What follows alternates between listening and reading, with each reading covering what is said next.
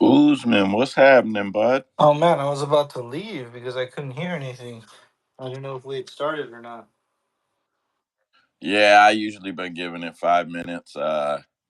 Bro, there's just no doubt about it. Dana White Contender Series. There are literally, if you hit all the YouTube streams and shit, there's like 15 watch Oh alongs. yeah, no, just even up at the top, there's a shitload. Yeah, it's crazy. So, and then add the presidential debate. We won't even be able to get in the fucking algorithm tonight. Not even a fucking prayer. The vice presidential debate or whatever it is. Oh yeah, yeah. We don't even have a prayer. We're not getting recommended on anybody's pages. It Them happens. fuck. Oh yeah, I'm not crying. I know what's what. I'm worried we're gonna lag out. To be honest with you, I'm worried we're gonna have problems. The last debate we had a little bit of problems. Spaces were fucking cranking and we had issues. So we'll see. You got Dana White's Contender Series on? I was watching it on my phone, but no. One or the other. Yeah. Gotcha. Um, I don't know. The first fight, I can't remember their names now. I didn't have it all wrote down. That first fight was nasty, bro. Those elbows with that ground and pound. Smith was his last name. Smith. Yeah, Smith. I barely caught the ending.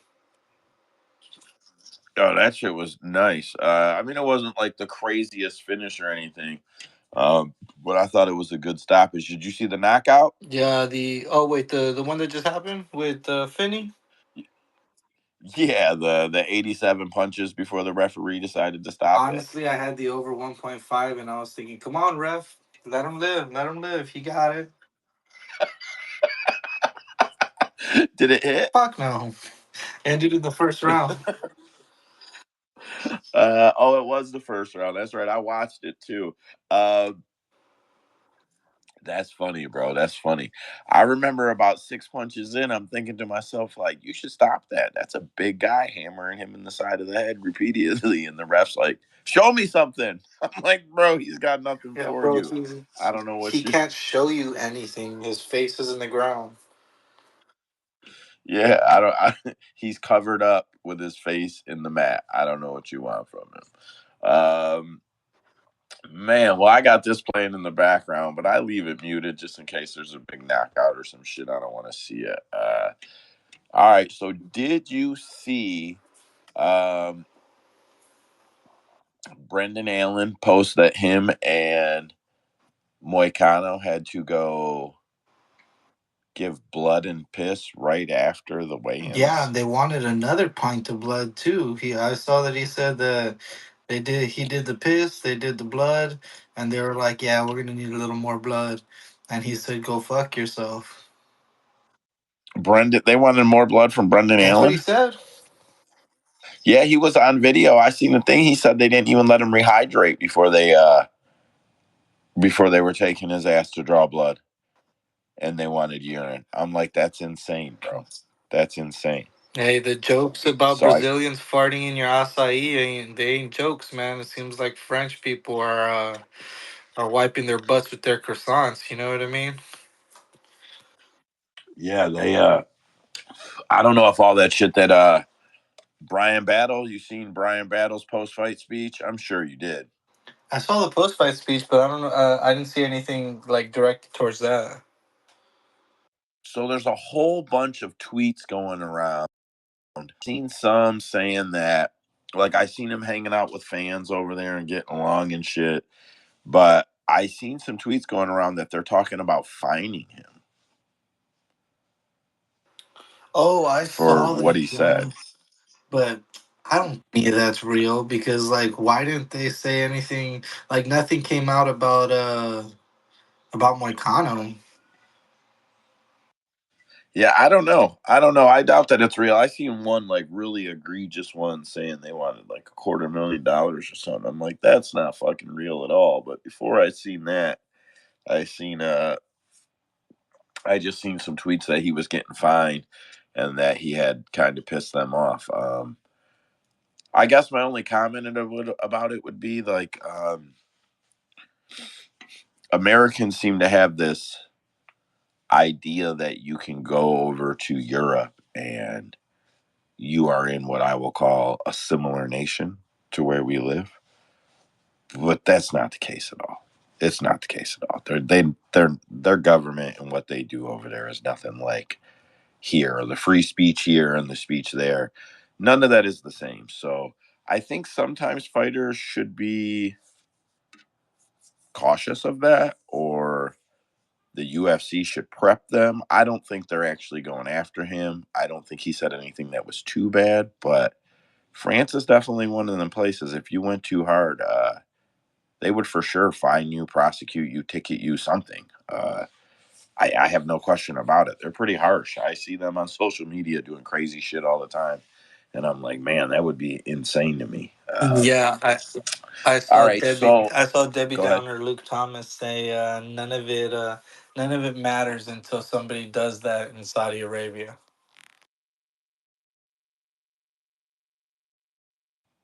Someone did. Didn't someone? The closest thing we had was Benil Bro, Dariush did talking about Jesus.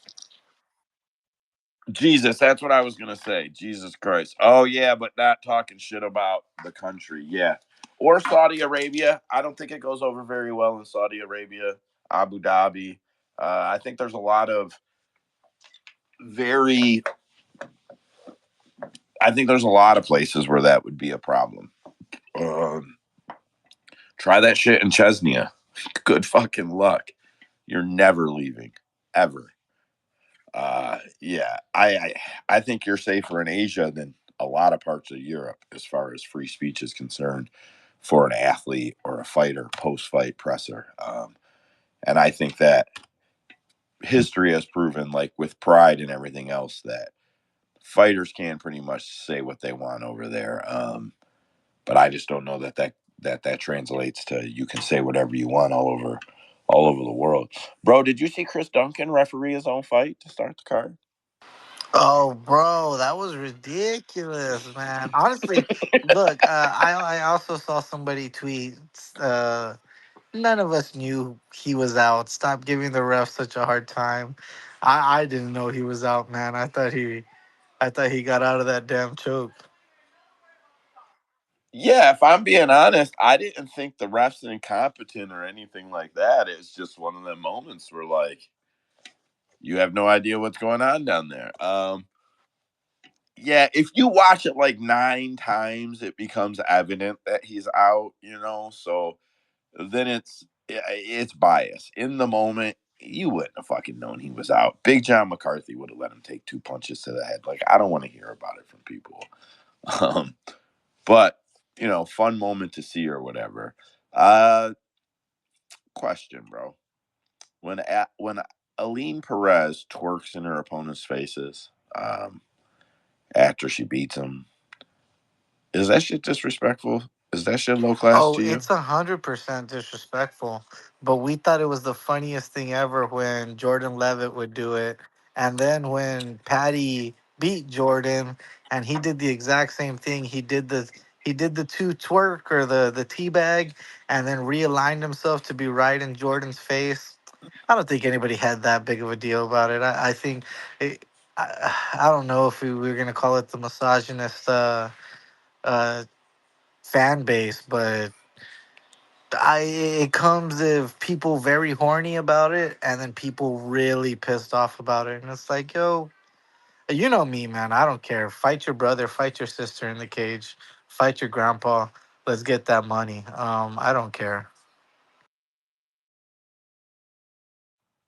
Yeah. I guess what I'm getting at is I don't think it's a good shtick. I don't think I don't think it's gonna age well. I don't think that that's gonna be the move. I think if she actually moves up the rankings, people will actually start to bag on her for it. Oh, Did you see that? I want to see Go her ahead. get beat and somebody do it to her. I want to. Hello. Oh, no, Twitter's I'm freaking out. It just gave me a big thing saying, "Would you like to join the space, our space?" No, I want to see fucking Norma Dumont knock her ass out or bust her open like she did Irene Aldana and then twerk in her face just like that. Yeah, I never get mad when someone catches their own medicine. I don't know. I don't whatever. So you seen that Tracy Cortez posted y'all won't catch me talking shit here on social media, but my oh my how the tables have turned 136.6 LOL the OnlyFans. And then in another tweet, she put, the OnlyFans will help you with that 20% deduction. And then I believe there was another tweet about how Aline didn't cut her hair, but Tracy did. And then Aline applied with, I'd rather lose 20% of my purse than half of my hair along with the fight at Tracy Cortez, which was pretty good. And then after that, it followed up, hey, Tracy Cortez, if you want to fight, let's do it. You fought at 135 before. I've seen you make weight this time. I'll even make weight for you this time. Blah, blah, blah, blah, blah, blah, blah. Anyways, moral of the story is, you think Aline Perez could beat Tracy Cortez? I just want to see it happen. I think she might be able to, man. Just weight classes for a reason. The girl is super fucking thick and wide. I want to see him grapple, like in a non-pervert way. I want to see him grapple, see who can get the better of the other. But Eileen's just way too thick. Yeah, and I'll say this. Tracy Cortez has my interest in Tracy Cortez right now as a fighter is to see how she matches up in the grapple every time she fights. Like trying to find her level. I feel like it's a little overrated. Um, but I'm not dogging her. I'm not looking to like fade her or bag on her or trash her or anything like that. I just think that it's a little overrated. So like I don't know, it's kind of one of them things like I really like Tracy, but because I feel like everybody overrates her grappling, I'm kind of always waiting to see if she can get out grappled. I don't know, it's kind of like a weird thing, I guess, but I would be very intrigued to see where that goes. I do think that if if Tracy could size up in front of her, which I'm not sure she could, I think Tracy is the better grappler, but the size could make a huge difference. And 10 pounds in women's is 15 pounds in men's, you know what I mean? So um yeah, I don't know. But I would like to see it as well. Did you see bro, did you see Moicano's shoulder? Bro, so when you said that in the chat, you're the first person that I saw pick up on it. I couldn't see it. I was like, "What the fuck is he talking about? What's wrong with his shoulder? Did it pop out? Like, is it like hanging? What's going on?" I didn't see it till after. Holy shit! Yeah, so I was bitching about it for I feel like 2 minutes, maybe longer. It with my buddies here. I'm like, look at his shoulder. Look at his shoulder. One of my buddies is in the room right now. S1. That's one of my buddies. Um, I'm bitching. My other buddy that watches the fight with us, he text messaged me the medical shit today. He's not quite on it like we are. And yeah, I was calling the fuck out of it.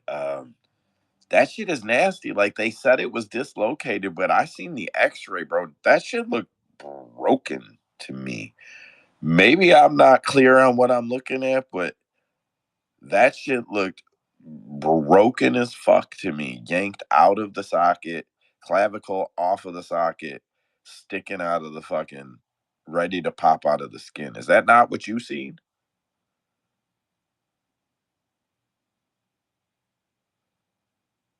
You there, bub?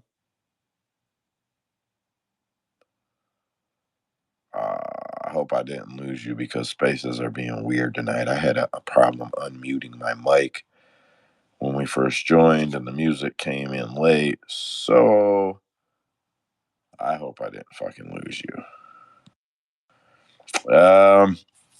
All right, I'm gonna kick on and hope that you just had to pull away from the mic right now, and I'll move on with some more shit. Uh, Moicano called out Patty Pimblett and Dan Hooker after his fight.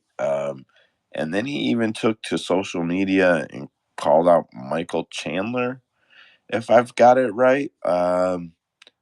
I think Hooker would be a good fight for him. I think that would be a good fight for Dan to see if he is where he's supposed to be. Like we all know he's kind of on a run right now, and I'm sure a lot of guys in the back of their head are questioning how far he's going to be able to take this run. Hey Trace, I see you over there, bud. Nice to have you on the mic. Send out. I got to do something in the send out some co-host deals here in case they want to grab them. Anyways, I think Hooker would be a good matchup for both of them. I don't think Patty should get the fight, and Mike's busy, and then he's busy after he's busy. So I don't really see that being. I don't even see that being an option. I feel like he's wasting his time there. But I feel like he should really pursue the Dan Hooker fight. I know he's really mad there was no movement in the rankings, which I do think is some BS. Excuse me. But I think Hooker is the right matchup. I think if he fights Patty, he's kind of fighting down, meaning like where it's going to take him if he beats Patty versus where it's going to take him if he could beat Dan Hooker. So I think Hooker is the right fight for him. He's also mad he didn't get a bonus. He lost the second round on all three cards. Yeah, I don't know. I know he got a 10-8 in the first round. I just didn't see it as bonus performance, in my opinion. Trace, how you doing tonight? I'm good, man. How are you? How are you, brother? Not bad, not bad at all. Watching Contender Series? Yeah. So I was a little late, and also I was messing with fantasy football waiver wire. My bad, dog. And Oh, it's fantasy good. football's in full session, and your boys in tied for first place. So I get a little distracted sometimes. Oh shit! Just I'm not gonna ask everybody. Who's your quarterback? Who's your lead running back? My quarterback, I drafted Mahomes, but he's been sucking butt. So I was able to pick up Jordan Love for relatively cheap, and then I had Brees Hall and Alvin Kamara, so I'm pretty set. All right, right on, right Did on. somebody say first I don't place know in all of. fantasy football? Let's go. Where the fuck were you when we were talking Sorry, bro. MMA? My 3-year-old or 2-year-old is fucking. She's fist I fighting will over say here. this: I'm also the defending Cap MMA champion for fantasy football. We just didn't really league this year because they're all a bunch of Oh man, pussies. I did forget, to be honest. I'm in the family league. The wife and the younger of the two boys have a league with a bunch of family in it, and I'm in it every year. And I never know who fucking most of the guys are. Uh, and I keep missing the spot to edit my roster this year, and I keep getting my ass whipped, and I'm pissed. So, whatever. Fuck it. All right. So where was I at? Let's see what I got here. Man, listen, I'm not gonna bag on him. That's not what I'm doing. You boys seen Clint lost 20.82 fucking units on UFC Paris? This man must be betting $1 units. There's no way, bro. There's no way he's dropping 20 units on a card when he's posting that he's dropping I 10 don't know, and man. 8 I'll be every honest with fucking you. week. I'll be honest with you. I am a prop slut, bro. And I put a quarter unit here, a half unit here. Before I know it, I got about 8 extra units out that I wasn't planning for. So I understand how it happens if he's a prop hunter like I am. But bro, you can't go too crazy on that shit. You got to sprinkle. Yeah, I think it's well, and when you're posting negatives all the time, man, like you gotta back that off. You gotta, I don't know, man, whatever. I'm no one to tell him what to do with his money or his time or his social media accounts. Man, I just hate to see guys losing like that, I guess as well. And at some point I do wonder if it's a shtick with Clint. Yeah, sometimes I do wonder if it's a shtick with him, and that's he doesn't bet any of that shit. And Like not even bets other shit. Just doesn't bet any of that shit at all. I don't know. Whatever. Could be fucking That is the crazy. question with a lot of people though. Here, that's the danger with who you're telling. Yeah, 100%. That's why I try to be very honest every week about the weeks that I'm not betting and the weeks that I am betting, because you're vested differently when you're betting. And yeah, yeah, exactly what you said. Got to be leery of all of that. Um, and I've always been a guy, if I don't need to see every one of somebody's slips, that's not what I'm saying. But like, if someone calls out a slip and you don't want to post it or you don't want to show it, from that point forward, I have a hard time believing any bets that you say or claim, rather. Um, it really changes the way I look at it. Like, I'm not even going to lie. Yeah, guys who admittedly bet smaller amounts, like much smaller amounts. Guys like me that'll put a couple bucks, like literally a couple bucks on a parlay. Um, I don't question that so much. I don't know why. I don't really question that. But these guys that are claiming that they have units, $100, $250 units, and they won't ever post a slip. I don't know. I don't believe them. Once they're called out for a slip, I'm not going to be that guy. But once they're called out for it and they don't have it, I just assume that they're always full of shit. Just how I feel about it. Oh, Oh what? yeah, I Whatever. would never unit shame anybody. I mean, y'all see my units all the time. It's my units are $10 units. I do half units of $5 on shit and quarter units. Ain't no point in shaming nobody. A unit's a unit. Just because my dollars is $5. If you're telling me and your unit's $100, when I do hit, you hit huge. You know what I'm saying? So yeah, there ain't no point in prop shaming or unit shaming nobody, especially when they're winning. Yeah, no, no, and that's what I'm saying. But I feel like some of these guys claim, yeah, I got $200 units, and then when a bet goes some type of way, and you see somebody ask for a slip, and now they can't provide it. A lot of times I feel like it's because they're betting way less and they don't want to show people because this is social media. But either way, man, it hurts the credibility of whether or not I think you're actually betting. Just I can't help it how I feel about it. Usman, I heard you try to get in on that one and we kind of ran you over, bro. You want Nah, to I say was just gonna something? say we're gonna see who's full of shit when it comes to that damn Chris Barnett Toffa line, man. I 100% think that wasn't real, or it was put up, taken down, and then refixed or fixed, shall I say? And there's definitely gonna be people out here. If Toffa wins, people are going to be bragging about that plus 575. Yeah, so it was, yeah, oh yeah, 100%. 100%. And nobody got it. Nobody got it. It didn't fucking happen. Or if they did, so if you look at the chart, if anybody did get it, one person got it. One person dropped a stack on it and it rocketed way up to where it's at now. I think it's like someone punched something in wrong and they just went back and fixed it. Maybe they accepted some slips. Maybe we'll see one or two slips hit the internet, but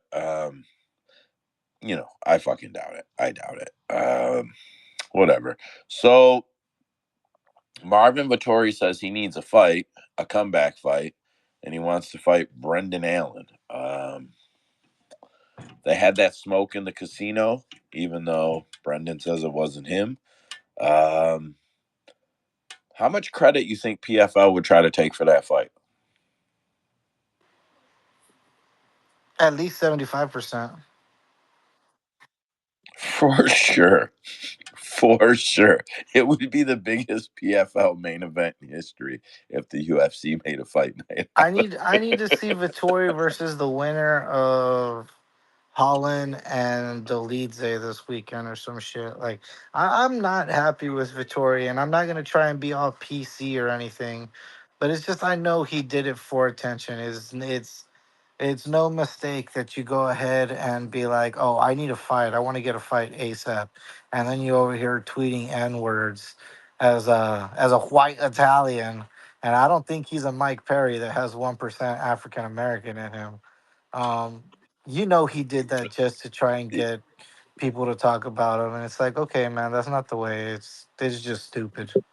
Even if he's got 3%, bro, ain't no black guy in his life ever gave him the pass. You know that. He ain't that cool. Never, never. Plus, he's gonna have to have that DNA test. Mike had it printed up, so he's gonna have to have that shit printed up to get a pass. That's all I can say. And I can't give it to him. I can't give it to him. So, I don't know. I was laughing about that one. Sean Strickland was talking to the Schmo, and I don't know. He's off the fucking rails about everything. And the Schmo asked him about fighting Marines or fighting influencers. And Sean said, Marines are badasses at what they do, and I'm a badass at what I do. And then ran it. And then the next thing you know, he's calling out David Goggins, telling him he'll beat his fucking ass.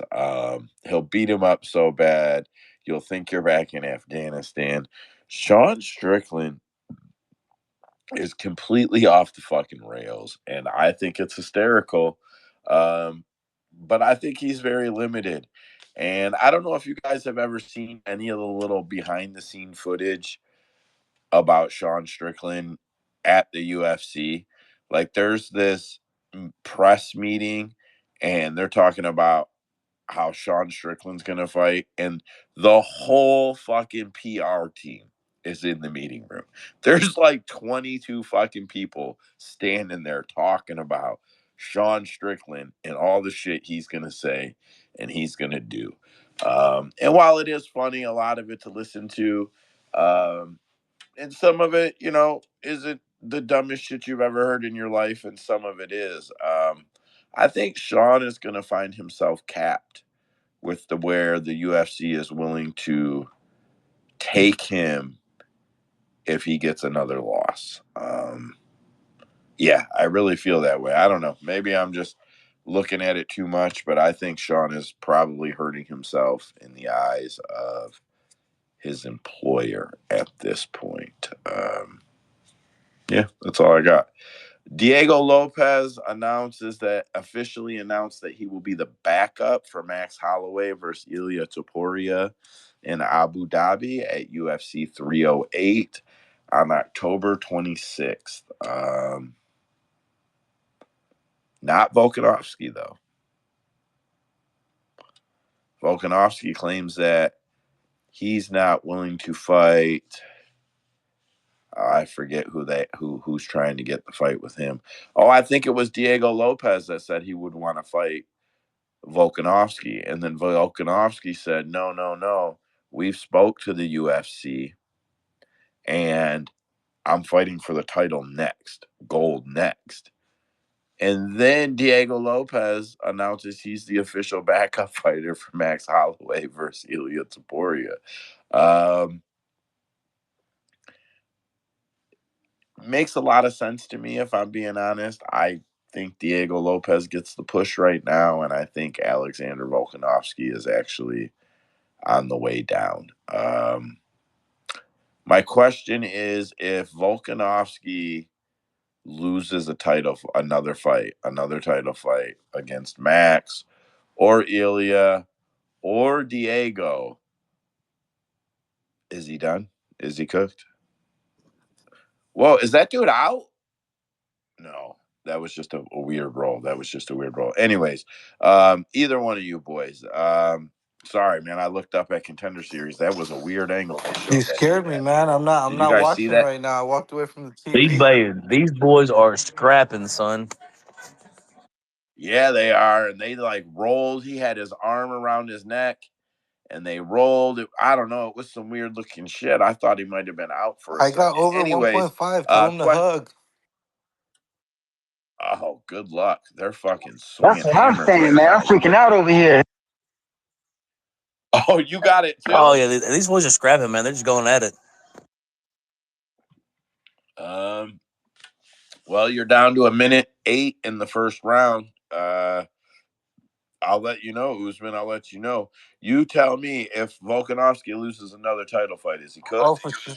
with the Oh, for sure. I UFC. feel like he doesn't get another title fight. Like, I know he says he talked to the UFC about waiting until it's his turn, but I mean, come on. Like, I don't know. I feel the same way that it was about Izzy. It's like, bro, you had a great run, but you just got knocked out 2 times back to back. You don't get to walk into another title fight, man. I feel the same way. And I'll be honest, I don't think they're giving him to Ilya. I don't think they're doing Max versus Volk 3 or 4. Um, I think that's very, very slim. Even if Max wants it, I think it's very, very slim chances that they waste one of Max Holloway's, probably one of his last fights, or at least one of his fights up at the top. And I'm not being mean. I mean, Max has got a lot of fight years on him. He's probably not going to go on another 5, 6 fight title reign. I can't see them throwing another Volkanovski fight at Max. I can't see it. Yeah, no. Like I But know I have a different range for Max than you do. I mean he's still showing that he's still got it, but it would just make absolutely no sense for him to go on this run he did after the Volk fights, get the BMF belt, and now we're talking in a world where he beats Ilia Topuria, and he somehow his star is even bigger than it's ever been, and they say, yeah, let's run it back against the guy you lost 3 times. It just makes no sense. You wouldn't risk that loss. yeah, it doesn't. No, I don't think he would not. And I'll be honest. I really like Max, and I feel like I've been following him forever. All of us have. I mean, like if you watched him fight Conor McGregor, then you've been following him forever. And I definitely watched him fight Conor McGregor. I know Max is not old, but I really think Max is not far from hanging the gloves up. And I think if Max could put it all on top and line it all up real nice, I think we get 1 or 2 really big money fights out of him. And I think Max sails off into the sunset, a multimillionaire with most of his marbles left, and very happy to do so. I don't think Max is going to be Tony Ferguson and need to fight until forever and a day and fight until he literally can't fucking win. I don't think Max is going to do that. I could be wrong. But yeah, I think if all the stars align for Max Holloway, we see him make a good exit. Even if he loses after, it'll be in a huge money fight, in my opinion. Yeah, I don't know. It's just what I I, think. I think You don't think he I retires? think if Go he ahead. gets the win over Topuria, he gives Diego Lopez his shot. And if he gets that Yep. win, he goes and tries to get double champ status with both belts. Shit, I mean, potentially that'd be all 3 belts, BMF, featherweight, and then tries to go up to the 155, get that belt, and then it's over. It's retirement. I think he's still got a lot of fight in him, but and he's still, I mean, shit, he still looks really fucking good, but yeah, I mean, I love these fighters. I love Oliveira. I love Max Holloway. I love these guys that we got to see at freaking 20 years old grow up in the UFC, take their bumps, take their losses, and uh, and become the fucking champion that they are.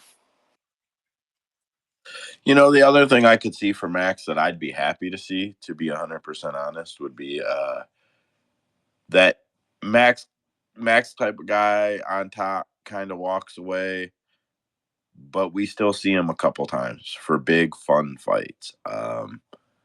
Like Max does have star power, and if he's smart enough to leave on still in the light, still people going, oh, he had it again. You know, you can come back and sell 1 million pay-per-views a couple times. I don't know. Yeah, I think that that's possible. I think that that's possible. Damn, boys, you missed. Oh, We got the you over. got the We over just by got the seconds. over, man. by seconds, bro. By 6 or 8 seconds, that over hit Usman. I don't know if you buy your mic, but I know you needed that shit to hit. So Yeah, cash him I if you thought he was can. getting tired, man. I was like, oh man, this dude's about to get finished. I was so nervous. Them last 20 seconds were 7 minutes long for you, huh, Mike? Oh yeah, it could. As soon as he locked up that dart stroke, I was like, just hold on for a couple more seconds, just a little bit.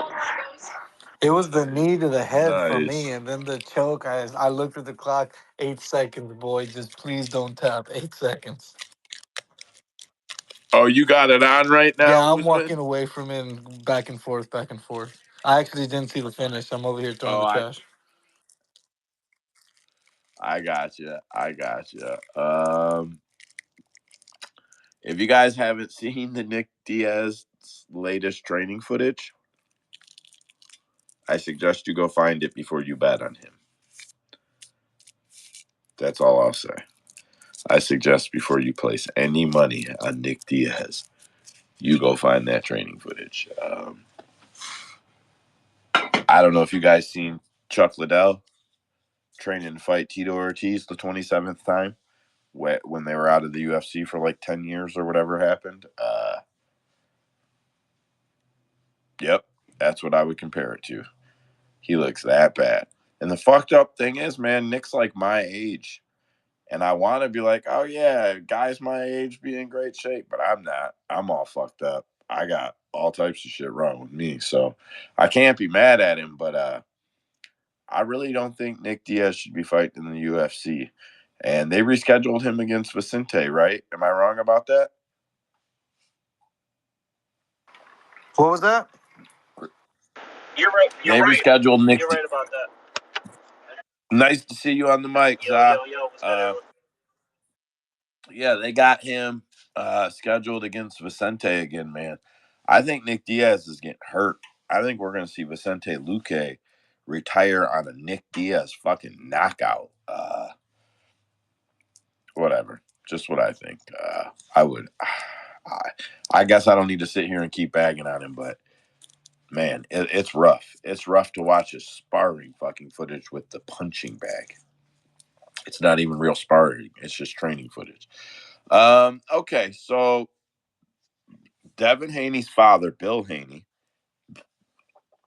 posted some videos saying he thanks Devin Haney for stepping out of the way and letting Devin Haney Promotions pursue a lawsuit with Ryan Garcia for what does he want? Oh, he wants punitive damages for Ryan failing multiple drug tests. And they're also suing Golden Boy Promotions because when Ryan got fined, Golden Boy Promotions got $1 million in damages. And, that's because their fighter pissed dirty. You look bad. It's not really on them. And the Haneys are mad that Oscar got $1 million. So they want $1 million from Oscar, is what I'm assuming. Super petty. Haney makes a lot of money. I don't see the need to go after Oscar other than you're super fucking petty about it. As if Oscar hasn't And already snorted all that away. oh yeah, bro. He blew at least $250,000 up that up his him and his friend's nose at Noche, like no question. Um Fucking whole week and yeah, he was hammering at that shit. Probably for the whole fucking parties. I mean, and I'm not trying to be a dick. Everybody says it. Everybody talks about it. If everybody calls you a crackhead for 20 years, the chances are you're a fucking crackhead. If everybody says you have bowls of cocaine around you for 20 years, the chances are you have bowls of cocaine around you for 20 years. So and I'm not talking about everybody in the media. Everybody who knows him says that shit. Everybody. So why would I think any differently? But regardless, I think that Haney's are super fucking petty, and the loss was overturned. And I feel like Devin's ego is hurt real, real bad on this one. But it's never going to get the W for him. It's never going to turn that into a W. And whatever. They can take it as far as they want. I'll be honest, Ryan Garcia probably gives him the money that he asked for. Ryan is in a different place right now, and I don't know that he'll even want to do that court battle. I don't know. Maybe I'm wrong. Did you guys see Michael Bisping post on social media today that someone tried to snatch Rebecca's purse and Mike had to run him down? What? What happened? Yeah, so you know Michael Bisping's wife's name is Rebecca, right? No. So Bisping, oh yes, so his wife's name is Rebecca, and I heard Bisping say on Believe You Me podcast that he was staying in France for a week or two after UFC Paris. So they do so, and they're walking down the street today, and fucking someone runs by and snatches Rebecca's purse and takes off running down the street. Fucking Mike's got to go running after him. Uh, Said the guy was petrified and he didn't do anything about it. Let the guy go, which, you know, you're in a foreign country to yourself. You have no citizenship. It's probably not a bad idea to let the guy go. But I just thought it was funny. The guy probably has no idea it was Michael Bisping, but you know, you have no fucking idea, guy. If he lost his temper, it would have been a really bad He day for you. definitely didn't know it was Uh, Michael Bisping, because if he did, he would have just poked the other eye and gotten away with it. Poked the eye, took the Kicked him purse, right, and yeah, then kicked him right in the knee. got you, motherfucker. Give me the purse. Um, yeah, that's all right. Ryan, the real deal Ford is calling out Uriah Hall for a boxing match. If you guys don't know who Ryan Ford is, he fought in like World Series of Fighting, some other non UFC, non Bellator promotions. 24-6. Uriah doesn't seem to want to box him. He wants to box. We'll see where that goes. I don't know. I just thought I'd throw it out there because I seen Uriah Hall posting on social media about it. So Bilal Muhammad is still going after Usman, Marty Usman, on the socials, and he told Kevin Iole that the argument that heated up between him and Usman was because he said, you know, now everybody in the rankings is looking up the rankings to me. And Usman went, I'm not looking up to you. And Bilal goes, I think you are. And then apparently it got heated from there. Um, First, I would say that 4 years ago, people were talking about Usman is the 170-pound GOAT. I don't feel like anybody is even close to having that conversation now. I feel like that conversation is long sailed. Um, my question is to you boys: it so BJ Penn did not make a graceful exit, but people who watch BJ in his prime still call him the GOAT, still love him. Anderson Silva did not make a graceful exit. Um, Chuck Liddell, and there's some others, but these are guys whose fans really stuck by them. Tony Ferguson. Um, Tony probably never even considered like as a GOAT, or but just some guys with great reputation. So my question is, if Usman takes another L, do people just forget?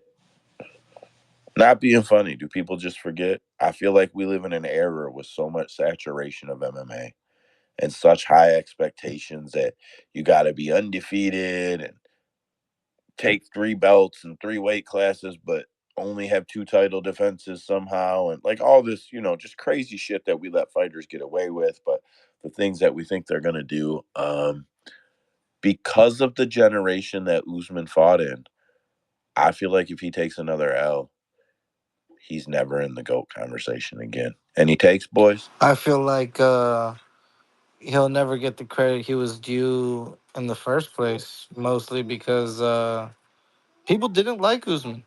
I didn't like Usman. People think I'm an Usman fan because of my page. It's just a good album cover with a good picture.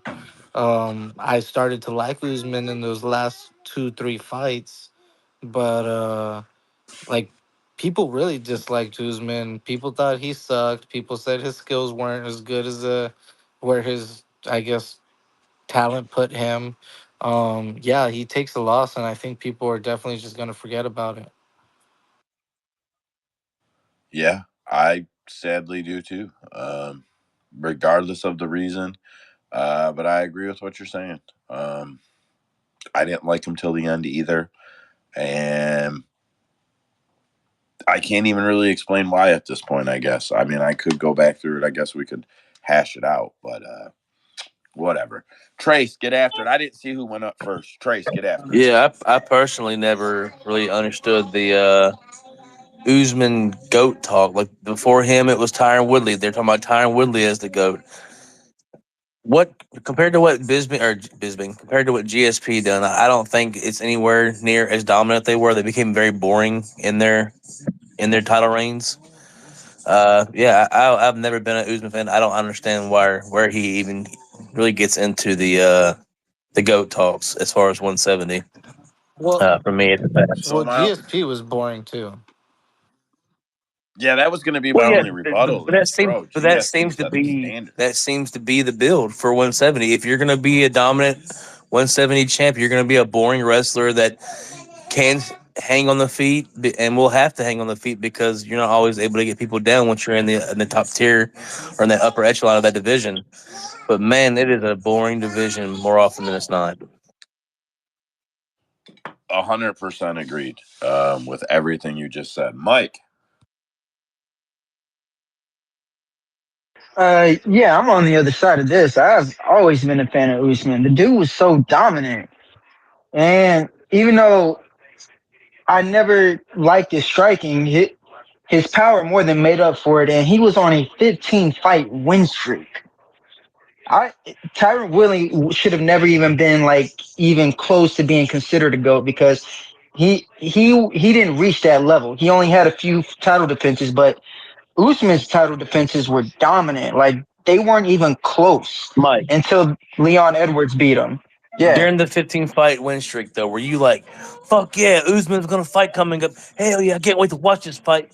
No, you're like, fuck, man. I gotta watch another Marty Snoozman fight. Like, dude, whenever Covington came out with Marty Snoozman, dude, it was perfect. And Tyquill, like, they were dominant. I will give them that. You can't take that from them. They're very good at their craft. But it led to boring fights. Like fights you didn't really want to watch. God, it was such a boring. Like you can't tell me you enjoyed that title or that run to the title. You know But what it that's really not that was? has nothing to do with being great. Just because people don't like you does not mean you're not great. When I people think cannot stop you from doing what you're doing something right. It does. It I matters. think It Mike's matters on better at payday, showing. Mike. Okay. I think Mike's degeneracy is showing right now. That's what I think. Marty Usman probably made him a lot of money. He's like, he's the fucking goat. What do you mean, fucking goat? Yeah, He did up until Leon Edwards. I knew he wasn't going to beat Leon Edwards, so I didn't even touch. I didn't bet on that one. man, you should have just bet against him, and he'd have made you even more money. Usman, get after it, bro. I was gonna say, like, one thing you gotta respect about Usman is it did seem like he was very active towards the end. It did get a lot more exciting, and Mike said 15 fight win streak. I had to go back and check, including the tough fights. Until he lost, it was a 21 fight win streak, man. Like I thought 19. that. Well, 19 without the two tough fights, so 19, 21, whichever Okay, one you okay. want to take, but. Jeez Louise, man. I'm here looking at GSP's record like I didn't live through it. But He won't get the credit, I and hated here's why. GSP, man. In my Who did he defend against? That's his problem. He beat Masvidal twice. He beat Covington.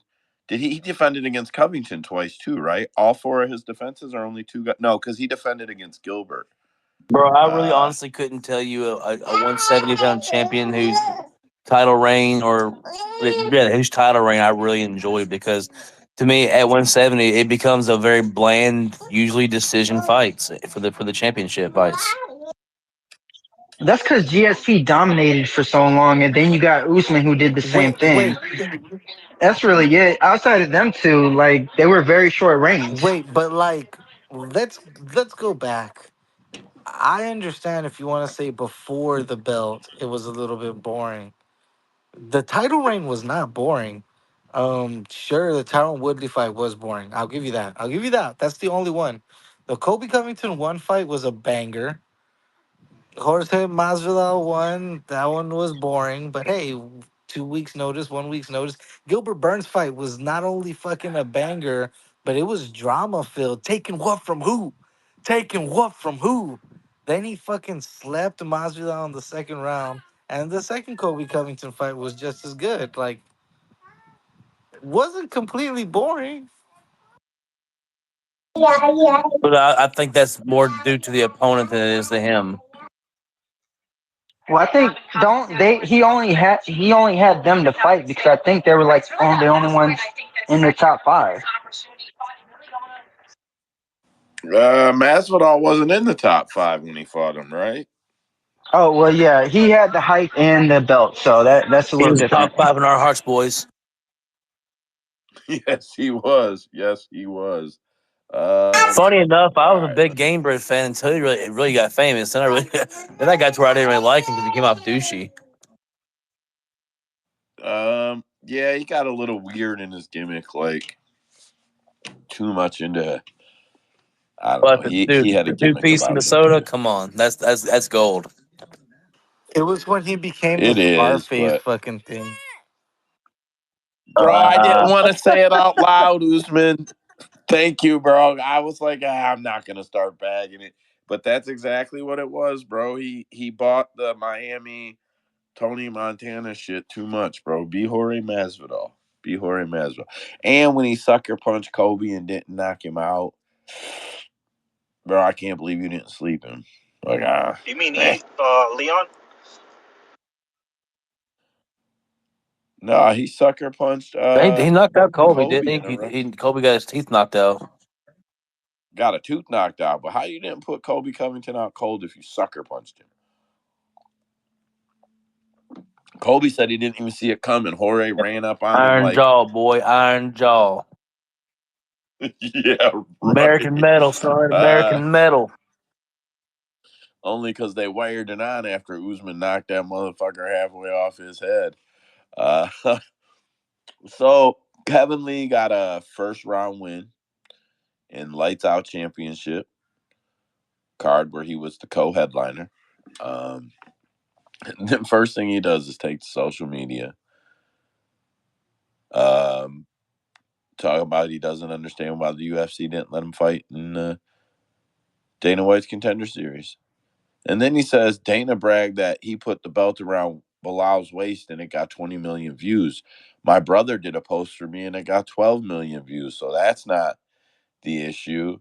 Um, and then he even doubles down and he's like, it would have been a big deal for the Contender Series to have me on there, but that deal's off the table now. Bros. I think that's the problem right there. You hear the tone of what he's saying. Yeah. That's the problem. Yeah. I feel like Kevin really, I don't know, bro. I don't think he gets it. Like, stop talking about it and just bite down on the mouthpiece and get out there and get 5 wins, 4 wins. Just get them. It doesn't matter who it's against. You're Kevin Lee. Go out there, get 5 wins, and you'll get another crack in the UFC. Get three finishes, and you get another crack, bro. But instead, he's gonna try to talk about it. I felt like Kevin Lee's problem was he got too much into thinking that it's about mindset, got too much into thinking that it's like how he thinks, and too far away from just living the lifestyle, the actual lifestyle. Just wake up, eat, train, work, train, sleep, wake up, eat, train, work, train, sleep. I think he lost a little track of that, and started living in like, I am a UFC fighter, like started living the gimmick. And I think Kevin still has a problem with that, if I'm being honest. Bro, Kevin Lee was a cokehead, man. He had a problem, and then he said he became what is the big religion? Uh, Born again. Muslim. what's that? Oh yeah, he did turn Muslim. Yeah, I think Muslim. Yeah, so. Muslim. He went Muslim. He didn't go Muslim. He just got sober.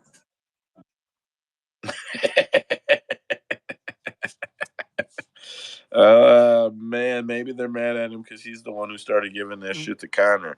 Usman, why'd you No, have your well, hand for up, one, bud? I was gonna bring that up. Well, I mean, now I am. Did y'all remember that fucking interview? I don't remember who he did it with. If it was Helwani or somebody else, where he's like, "Yeah, I'm sober, but like I still drink wine, but then like I smoke a little bit, but like I'm not really drinking beer." Well, like I'm not sober. It's just that I don't get blackout messed up anymore, and that was my real problem. And for one, that's just a commitment issue right there. That's a whole different fucking story about his training, or like that's telling the story about what his training issues are. And then two, the guy never took a class. He never took the Chael Sonnen's class of success. He talked shit, but then also took the hardest fucking fights. And I get it. The UFC is going to give him the hardest fights. That's why it's so stupid for him to say, I'll even go to the Dana White Contender Series, because it's like, bro, they'll probably put you right back on that contract. You'll make some good money. You're not going to the Contender Series, numbnuts. They're gonna do exactly what they did last time, and they're gonna give you somebody like fucking Henat Fakhratinov. Oh, you want to go back down to 155? They're gonna give you Moicano or like you're never going to get an easy fight, and that's because you kept on asking for the hardest fights, and now you got a fucking pretty big paycheck to where that's the only thing they can give you now. Chael Sonnen, take the Yeah. easiest fights for the most money. Well, and my note that I had on here is that I remember Kevin Lee continuously calling for all the top guys. He talked about fighting Khabib until fucking an infinity. And when you set the expectation for what you're gonna do Hold on, Joe. Did you that just see high. this corner spit water all over this guy's face? No, I have it on the same screen, but was looking at my note. Did Bro they just took a really? big old swig of his water and spit it in his face. Beautiful. Go ahead. Sorry. Did you like it? No, he looked caught off guard too. Like, bitch, did you just spit in my face? No, I tried to click back a few seconds here, and I will have a look because that sounds hysterical to me. But anyways, I think Kevin Lee tried to, or not tried to, but I think he believed in himself a lot. But he continuously called out guys that really, really were the best guys in the world, and he kind of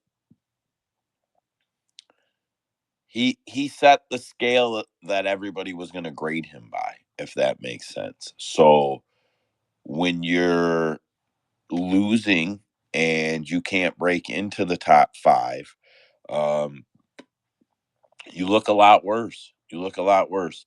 And we don't know what his partying or drug problem really was like. And, there's a lot of behind the scenes shit, I'm sure, that we have absolutely no idea about.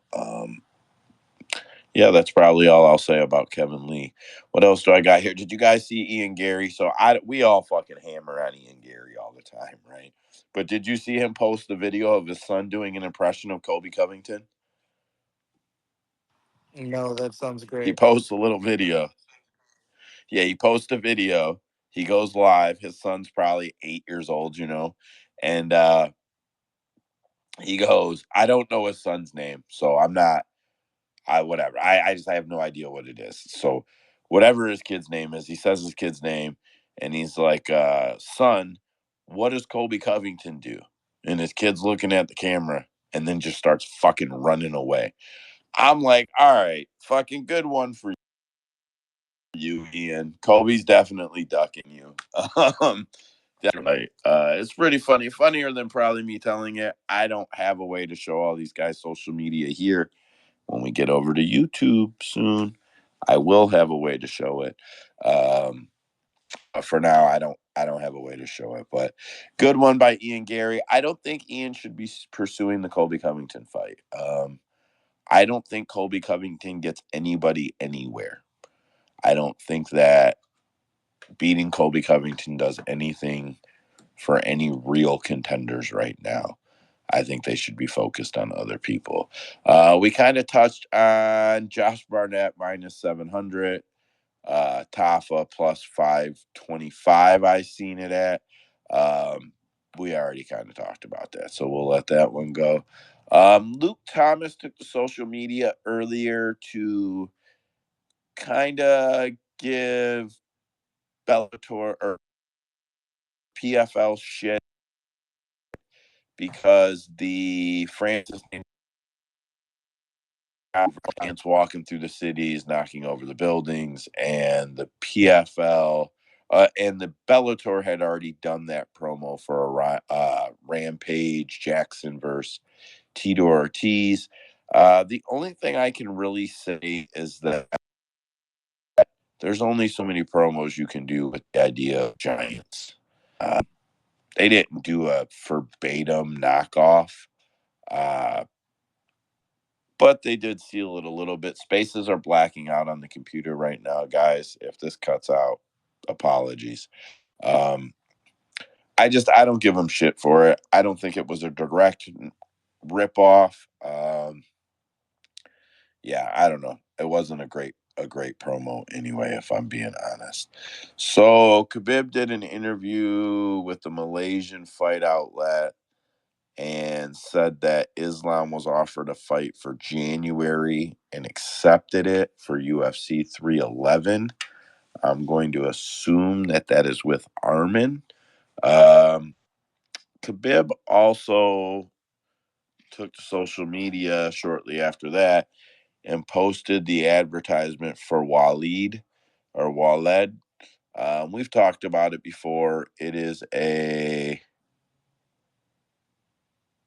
It's a crypto company that feels like you can get away from interest and get loans, and Khabib owns a stake in it, which kind of reminded me of the story of him owing the $3 million in taxes, which got me wondering, how could he owe $3 million in taxes when he hasn't generated any money publicly since he quit fighting? So then I looked up some of his ventures. He was doing NFTs in 2021.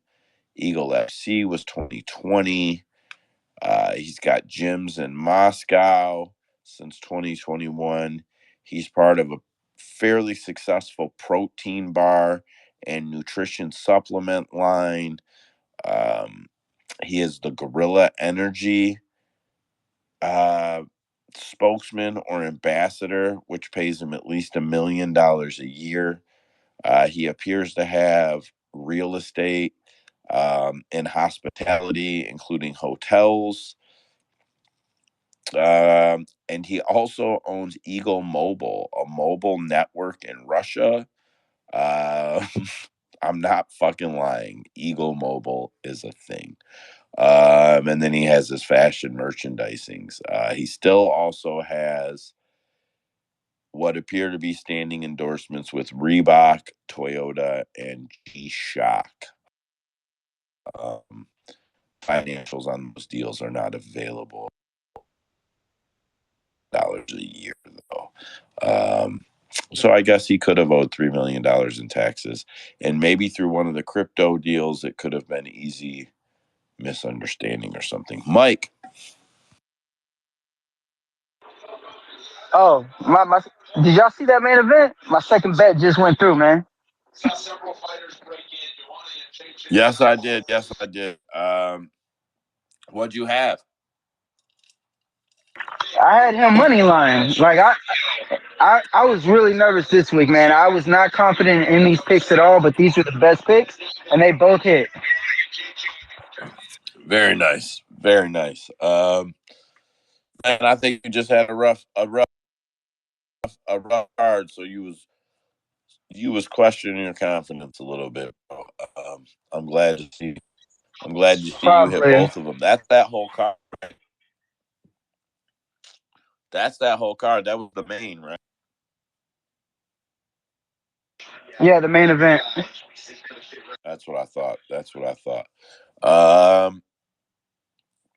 So then after I looked up Khabib, got me thinking about him and Connor, especially since Connor was just absolutely fucking coked up on a gambling stream. There's no way he wasn't. It went on and on and on. He called out everybody on earth, wants to bare knuckle fight, was shouting at cameras, "Get me out of here!" He was fucking on one. Ilya Taporia was asked by a Spanish YouTuber if he would fight Connor. Ilya said Connor represents drugs and alcohol, not MMA. I'm not really interested. Um, Ben Askren thinks the toe was a sham. He said Connor was an addict who was too big of a drunk to even get to training camp and show up to press conferences. Michael Chandler seems to be indirectly saying that Connor will come back one day, and when he does, I get to fight him. All the footage you see of Connor lately, he either looks fucked up or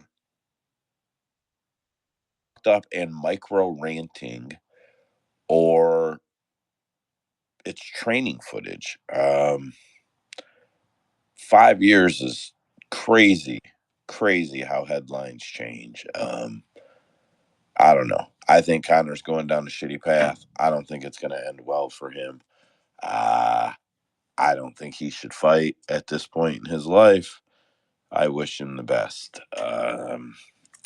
That kind of leads me to Eljo or Aljamain Sterling sitting on Demetrius Johnson's podcast. And then he told him that when he's in training camp at the end of a hard day of work, he rewards himself with 1 to 3 drinks, alcoholic drinks, shots, drinks, whatever he feels like.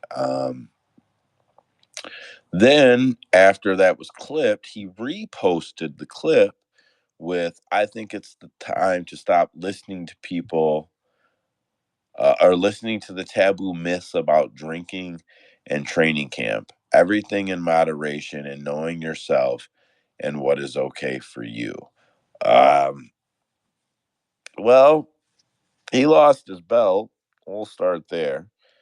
And there's like real scientific fucking fact about why you wouldn't want to do cocaine or alcohol or drink alcohol while you're actually in training camp.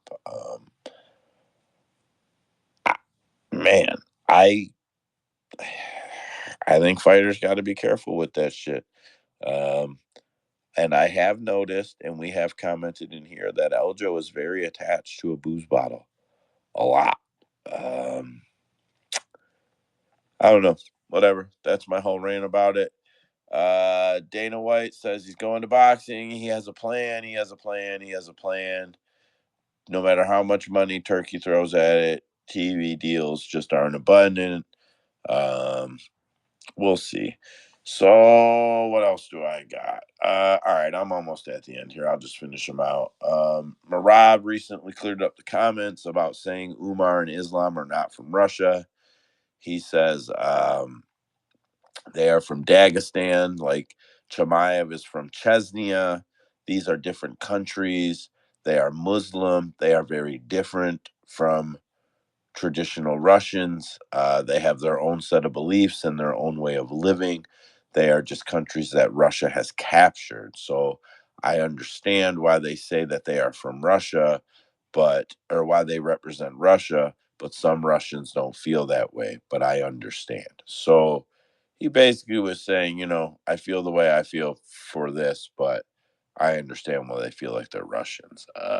The only contrast I can draw to that is, you have your Michigan state flag or your California state flag or your Pennsylvania state flag or Texas state flag.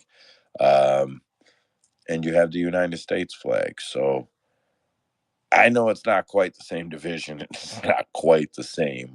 It's just the only contrast I can draw for myself. I think Marab is probably being a little bit of a dick. If your country took over their country so long ago that they've thought they were from Russia their whole fucking lives, they're Russian, man. It just is what it is. TKO settled their. They did not settle. TKO reached a $375 million agreement with the plaintiffs of Lee versus Zufa in a class action lawsuit in which the fighters allege the MMA promotion violated the antitrust laws. This is, you guys remember earlier, they rejected $335 million earlier this year. This $375 million, if accepted, would settle the Lee case, which is fighters from 2010 to 2017. And there would be no injunctive relief, meaning we'll give you some money, you divide it up, we're all good.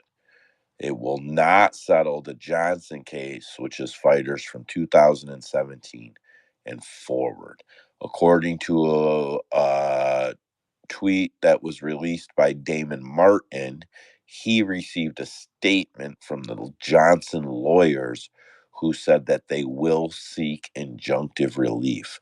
So basically, the people who want the money, they're going to try to settle that for $375 million. This other group is the group that wants to change the UFC's business practices. Which basically gets the government involved in regulating the way MMA works at the promotional level, which is the gateway to Ali Act like things, which can really hurt a sport. But whatever, it is what it is. I think that the 375 gets accepted. I think that the lawyers probably also had to agree to take much less of a percentage than they were promised, because the judge definitely questioned where all of the money was going and seemed to take problems with the lawyers getting $100 million of the money. Usman. Man, I kind of feel like an asshole for bringing it up without knowing exactly the fucking name.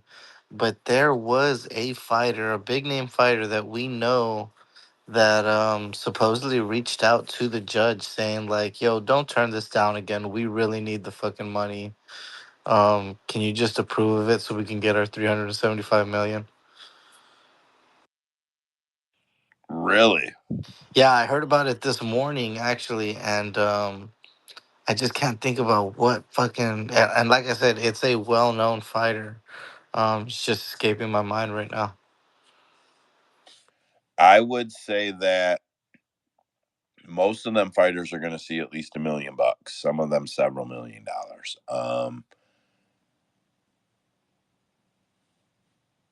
Maybe, yeah. I mean, maybe that's.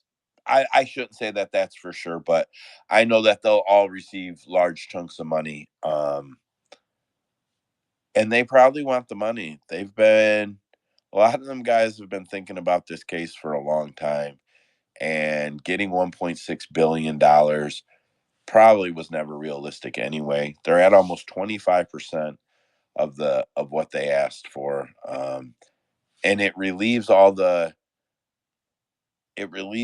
of the legal injunction stuff. It lets that go someplace separate. So I would assume Boulware is going to take this or approve this because, like you said, the fighters seem to want it.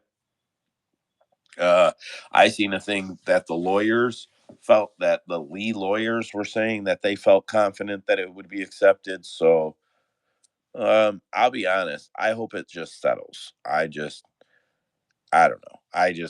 Some stories, some proceedings, some things just take so long to play out. I just would like for it to get settled. Last thing on the list here, and then we'll jump into the card. BJPenn.com at BJPenn.com. 2 hours before we started this space, posted a picture. You know the rules at Nate Diaz 209. And then posted a picture of old ass Nate Diaz and old ass BJ Penn in a UFC gym looking like they're about to train together. I'm just gonna say that's not the right look for Nate if you're trying to get back in the cage, bro. BJ Penn probably not the guy gonna get you there at this point. We all seen the bouncer choke his ass out. I don't know, man. Just doesn't seem like the play for a guy who, I don't know. Whatever. I am talking shit a little bit, but I'm being very serious. I guess I just don't see the value in sparring with a BJ Penn at this point. I'm not saying he's not valuable. His knowledge isn't valuable, but I can't see sparring with him as a viable option for training. Ozzy, I see you on the request there, bud. Let's get you on the mic. Nice to have you in. That ends the news and headlines portion of the show, and we are ready to get into the card. Oh, Usman, go ahead, bud. No, I just wanted to see what you were thinking. We got 18 fight announcements. You want to do them now or after the card? I figured we'd hammer through the card and then finish out with the announcement. Got you. All good. Because there's so many. I should have messaged you about it, but because there's so many, when it's like 6 or 7, it seems silly to hold it back. But when you got a whole fucking list of them, it just seems like the easy way is to close the show out with them. So as long as you're cool with that. I gotta close this contender series because I've had it playing. Flip over to the card. All right, UFC 307 in Salt Lake City. I only have a couple card notes. AP and Anthony Smith did a sit-down interview with ESPN. AP squashed the beef with Anthony. Don't know how that's relative or not.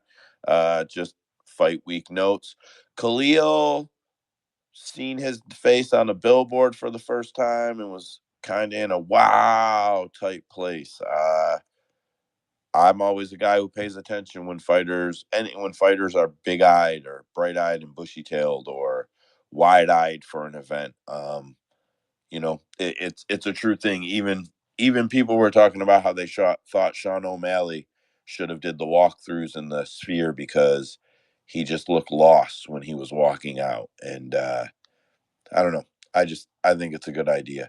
Khalil says that he's never shot a TD in his life. AP says he calls bullshit because that's what they all say till they fight him. He'll believe him when Khalil pledges part of his purse to charity if he tries to shoot a takedown. Kevin Holland and AP will become the most active fighters in the past 3 years this Saturday. And Wonder Boy is kind of pissed off that he was moved off the main card. Buckley feels like being the main event of the co-main of the prelims isn't a bad spot. I've heard him say that. So those are all the notes I got about this card. I'm going to flip over my screen. So let me go ahead and close this out and save it, boys. Slide this over here into a folder. And UFC Salt Lake City. First fight on the card is Court McGee and Tim Means. These boys are fighting at 170. Let me get over to the odds board here. I I got everything open. I just, it's not all in fucking order like it should be. Court McGee plus 176. Tim Means minus 213. 31 books. 31 books for 10 days. My only real note or concern about this fight would be Tim Means' age. He's 40, I believe. I didn't look that up, but I think Tim Means is 40 years old. And then Court McGee, actually am looking at. So he's also 40 years old. Yeah, I'm not betting this fucking fight. Tim Means probably wins because Court McGee's got like 88 losses since he joined the UFC. I think he's got more losses than he has wins in the UFC, and he's got a rack of fucking fights. So I'd probably parlay Tim Means, but not a fight that I feel like I need to bet. Trace, you got a read on this fight, bud? Yeah, I agree with you. I think Tim Means is the side. Uh, the one thing that Court McGee always was known for was being a durable, tough guy. Wasn't really known for being anything more than a grinder and just out cardio and out wrestling people and just wearing on them. But he has shown that he can't really take the damage anymore. And Means he'll put on some combos. He'll put on some combos. Put on some good strike numbers on him. He's probably gonna double up the amount of strikes that uh, Court lands on him. Probably wins a decision that way, but I could also see him hurting Court McGee and maybe snatching up a neck at some point. But yeah, I would probably take the over if you're betting this fight, but not a fight I'm too invested in. Can't say that I blame you. Usman, you doing anything on this one? So of course, I'm on the over. We've got Ghost to split at plus 400, which I think could be a little interesting. Not probably won't play it. But plus 400 tells us to go over. Goes the distance minus 155 tells us to go over. So we get over 2.5 and minus 183 at a pretty good play. Personally, I don't know if it's me just wanting to roll with. I know they're both old dogs, but I want to go with Court here, man. I want to see if I don't think he'll get subbed. He was just in some nasty ass subs by Morono and was able to make it the distance. And we know if he gets the takedown, Tim Means will sit on his back for a little bit and fish for some submissions, stacking up some time. And shit, man, I don't know. I want to go with Court. I know Tim is the side, but I want to go with Court. Fair enough. Fair enough. Mike, what are you doing on this one?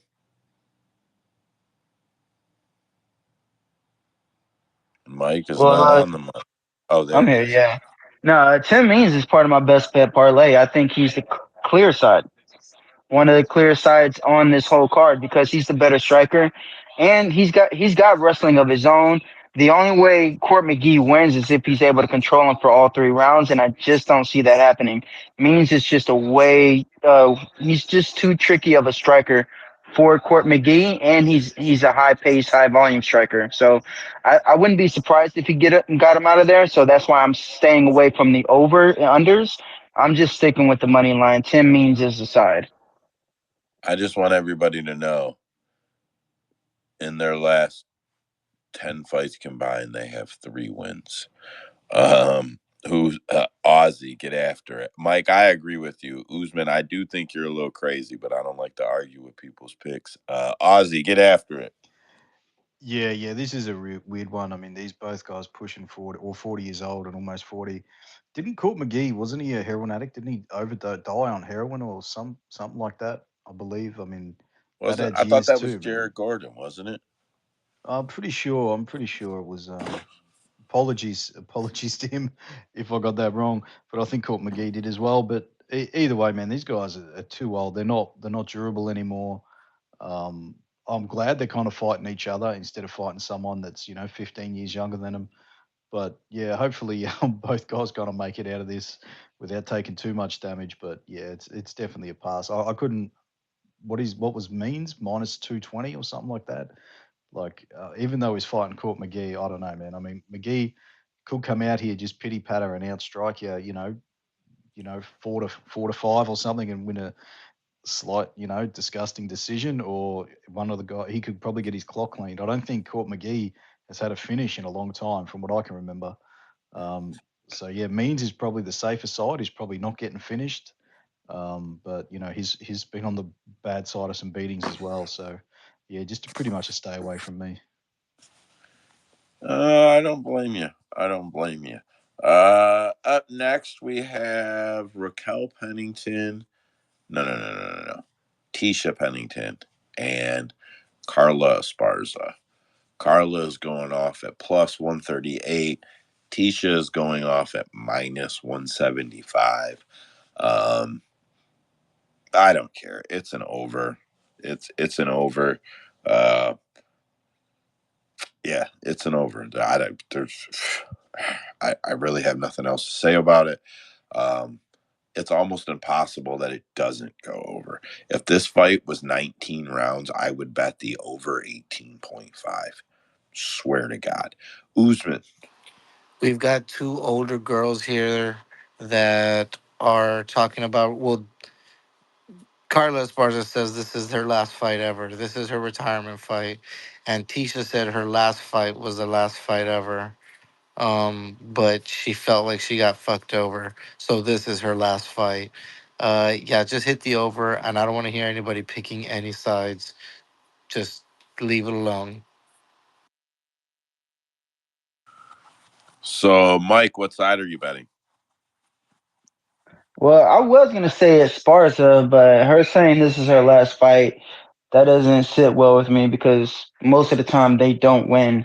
But yeah, it's just the wrestling. Like, think about who she's wrestled and dominated. To me, is clear, and we know what Pennington struggles with. The speed and footwork might be a problem a little bit for Esparza, but she's gonna eventually find those hips, and I think she's gonna take her down. Easy decision win for me, but yeah, I think the over's the best bet to make now. Fair enough. I don't blame you for maybe liking Carla at a little bit of dog money. But yeah, with the retirement talk in play, I can't fuck with it. And I'm making a little bit of a joke here. Both girls are statistically slated to lose. They released that stat. Uh, who was it? Fuck, I can't remember, but we had it pinned up for weeks. We were referencing it. If fighters on their last fight in the UFC statistically lose 90% of the time or some crazy shit. It might have been high 80s, but it was like the most absurd number. You're like, there's no fucking way. And they had all of the data there to prove it. Yeah, so both of them women are slated to lose. It's going to be a draw, and I want nothing to do with that fucking fight. Ozzy, are you betting that fight? No, man, I ain't betting that fight. Assume the split decision prop is shit. But nah, I'm not. I mean, you could kind of put it towards Pennington, just because Pennington's also fighting on the card. Get the two women in there, great training partners for each other. But I mean, who's Carla sparring with? Who's she training with? God only knows. But 2 years off. Did she have a baby in the last 2 years or something? Yeah, Um, she had a baby. yeah, I am betting Well, on I Carla mean, to be Esparza honest, so did just having Tisha. a baby. Yeah, but she's been Yeah, back I was since just going to already, say right? that, bro. They both Yeah, have this ain't her babies. first fight back. It ain't her retirement fight. I mean, yeah, I know I didn't bet Tisha after she had a baby either. It's not the best idea to have a baby and then get into a training camp. But I yeah, think I'd say Julianna's the only one to give birth and then get a Real dub. mom champ. Real mom champ. Yeah, I'm not being funny. yeah, Like I am, we like Julianna, but I believe she's the only one to give birth and then get a dub so far. yeah, good on her.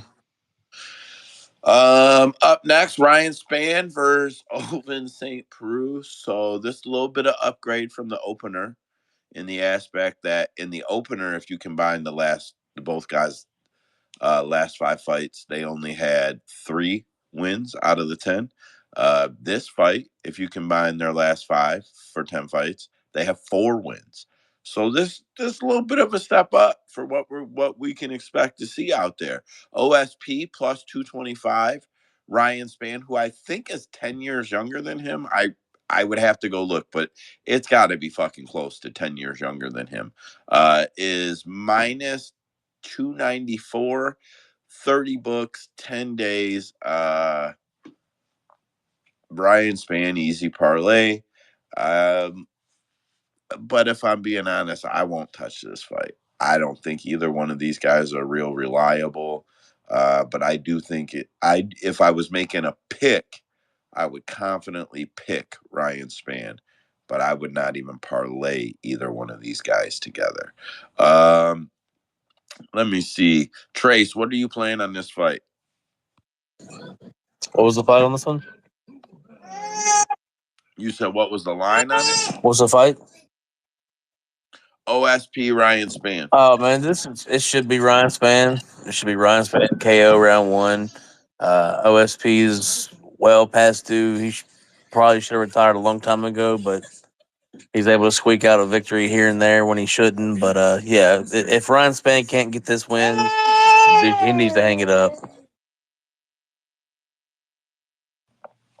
I think that is a fair assessment, and I think OSP needs to hang it up either way. I agree. He should have already. Usman, I know you're fucking degenerate. What are you playing on this one? 3 letters, boy. OSP. OSP. SUB. Submission. That's Okay. it. Yep, I that's mean, it. yeah, I mean, I guess if you're going to play him and you're playing him by sub, I can't really argue with that. Mike, what are you playing? Yeah, I'm gonna play OSP too, man. Look,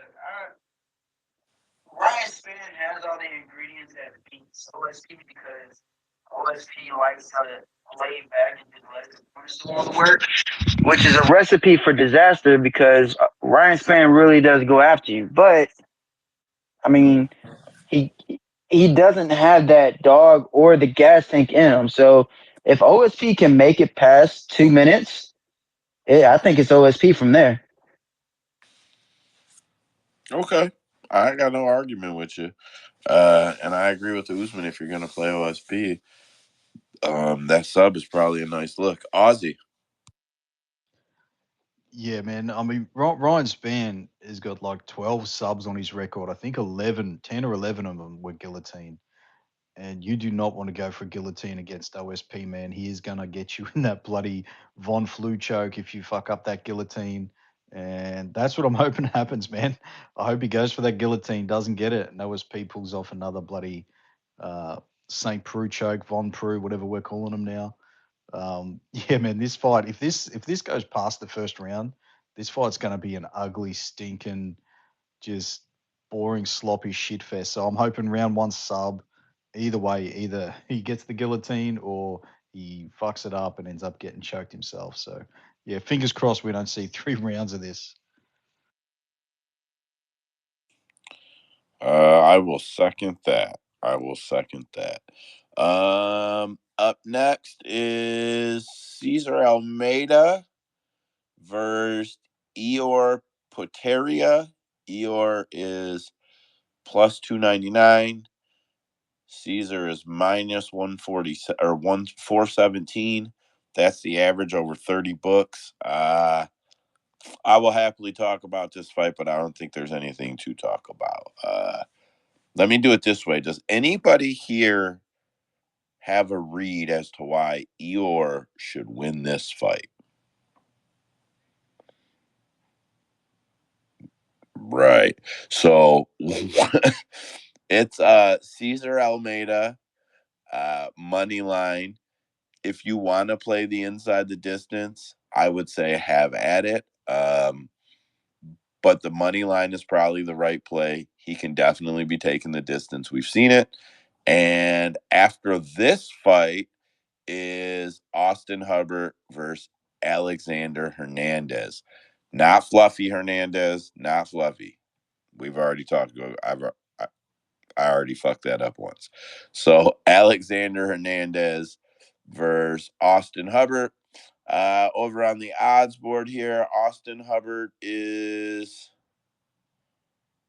I don't see this fight. Why don't I see? Oh, there. It's at the top. Why is it at the fucking top? Austin Hubbard is plus 190, 162, and Alexander Hernandez is minus 208 on the averages. The over, which I don't know why I haven't been calling those out today. Apologies, boys. The over is set at 2.5 minus 210. The under is plus 170. I think the over 2.5 is a good parlay piece if you're chasing a 4 leg overs parlay. That's kind of the thing I like to look for lately. And if you, for whatever reason, aren't confident in it, I feel like the over 1.5 would be a free leg if you just needed something to turn you over to plus money. Mike, what are you playing in this fight? I think the clear side is Hernandez. He's the more aggressive striker, and he's willing to stand and bang. Hubbard likes more of a steady pace where he can actually make his reads, pick his shots. Hernandez is not going to let him do that. He's going to pressure him, and that pressure is going to just open Hubbard up more. And Hernandez is just going to bring it 3 rounds of just pressure and just beating him up. So it's Hernandez via decision. Via decision. That's the key to my over right there. Agreed, sir. Usman, what are you playing? Of course, we're on the over, and I think this will be a good fight to hit the ghost to split at plus 300. Um, the only thing is, I feel like Hernandez has slowed down his activity in those last couple of fights, has he not? And he's pulled down on or pulled back on the aggression. But No, no, I mean he no. only landed 32 in the last fight. Um, that went all 3 rounds. 75 in the fight before that. But I mean, I understand him being the side. I'm on the over for sure, and I think it could go to split. Yeah, the Damon Jackson fight was a lot more. It was a lot more grappling mixed in. Bill Algeo, he really went after Bill Algeo, but both were high paced fights, and I think this is going to be more standing. So Hernandez is going to have a chance to land more strikes. Um, I got no argument. I just want the over. Trace, you playing this one?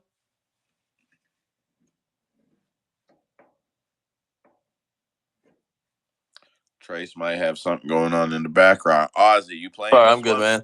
I'm actually on the opposite side of the last two fights, man. I actually think Ihor Potieria probably could get a win, especially after the first round. I think he's a live play after the first round. Cesar Almeida is dangerous in the first, but he hasn't really fought anybody. So I do think Ihor, being the slow starter, does have a chance that he could come back and win that fight. I also like Austin Hubbard in this fight. I feel like what's his name, Alexander Hernandez. Hernandez specifically struggles with fighters like Austin Thud Hubbard. What's the guy's name? Bill Algeo, similar fight style. Not really a power puncher, but kind of just a gamer, good everywhere, durable dude that's going to fight the entire fight. And then you also have uh, Billy Q. Billy Q, also another guy that's just kind of a grinder. He lost to both those guys. He struggles with that kind of fighter. I think it's going to be a close fight. I think probably go in the first round. Probably gonna like Hernandez is winning the fight, and then you probably see Thud Hubbard take over from there. I like Hubbard to win the fight here. Nice. I don't argue anybody's plays. I don't have, sometimes I debate them if I'm on the other end, but I think it's a good play, fair play. Fair play to everyone, but I just want the over. Ozzy, are you playing this fight?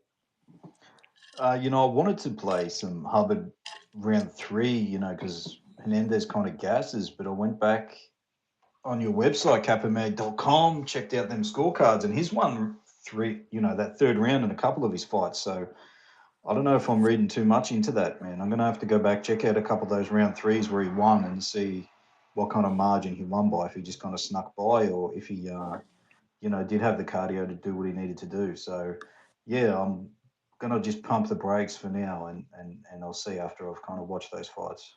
Feel like Hernandez is Nice. one of those fighters that looks like visibly tired, but pushes through in that third round, and that's what gives us those split cards.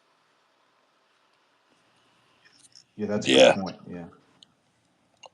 Quick note for Ozzy. I know he uses the site quite a bit, especially for the scorecards. So I know the site loads pretty slow. There's really not a way to speed it up. It's not any hardware. It's just data collection time. Uh, but we're working on getting a loading screen added, so at least it's not so fucking painful to sit there and wait for it. That's all I got. I'm gonna move on to the next fight, which is Iasmin Lucindo versus Marina Rodriguez. Plus 141 for the average on Marina, minus 175 on Iasmin.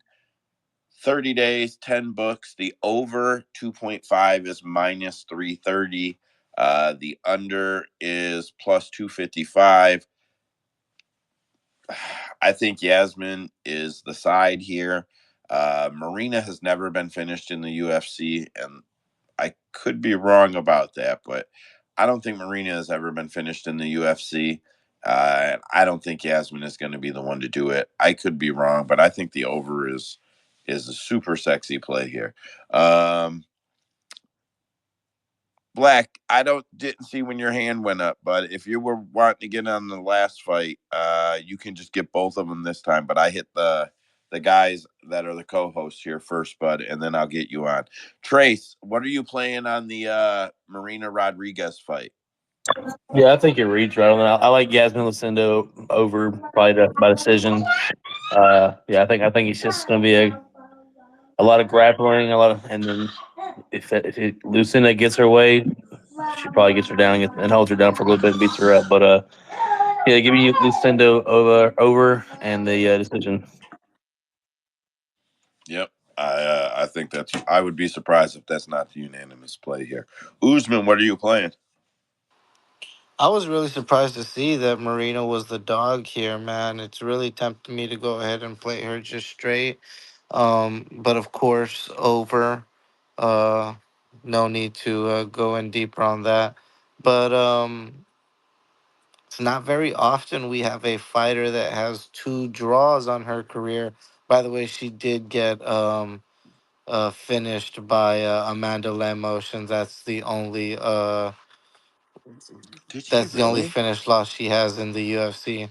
Um, That was an early stoppage though, so we don't need to count that. but yeah, two draws, a split decision with Carla Esparza. I mean, even when you look at all of her losses, they're against more grappling girls, Amanda Lemos and Jessica Andrade being the only outliers. But even then, Andrade got a takedown, and so did Lemos. Lemos could also get it done on the ground. I kind of want to go with a draw. Just put a little bit on plus 66,000, and let's hope and pray we get two eye pokes and a point deduction. What plus what? Isn't dr- Are you isn't draw serious? always plus 66,000? 100. 66,000 or Yeah. Well, 6,600? oh no, 6,600. My bad. My bad. My bad. Bro, I was about to take that shit for fucking Yeah. sure. Plus What plus the? 6,600. Yeah, I I mean, mean, I'm gonna touch it. Why not? fair enough. Yeah, I mean that's a great part. That's a great prop if it hits, bro. That's one of them ones people don't always play. Uh, but yeah, um, Mike, what are you playing? Okay, so look, I'm a big Yasmin fan ever since she fought Yasmin Uruguay or Jurgen. But look at her fights, man. Timing and power won those fights. And her grappling a little bit too against Polyana Viana, but I don't think the grappling is going to work against Marina. Even before, like, she started getting taken down a lot, she was really hard to take down by really good grapplers. And now she fought that level up, and they were able to take her down. I don't think Iasmin is that level up, and Marina is by far the better striker. Yet she throws way too many hooks, and I don't. And it's all hooks, nothing straight. And her chin is always just there for the taking. Marina's striking is gonna get the better of her, and I don't think her level of grappling is gonna be able to dominate Marina like everyone thinks it is.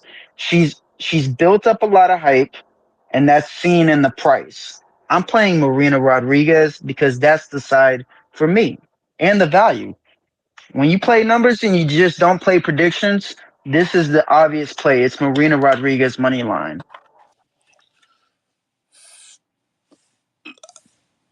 Okay. Over the over though? Well, I mean, she's plus money. Okay, yeah, that's fair. That's fair. Um, okay, yeah. But the over is definitely the number two play, right? Yeah, I mean the over's gonna hit, and I don't. Yeah, Yasmin has a chin, and Marina is durable as well. She's gonna. Let's just say Yasmin does win and she dominates. Marina's gonna fight that whole fight. She's not just gonna fold. I agree with that. I agree with that. Ozzy, are you playing this one?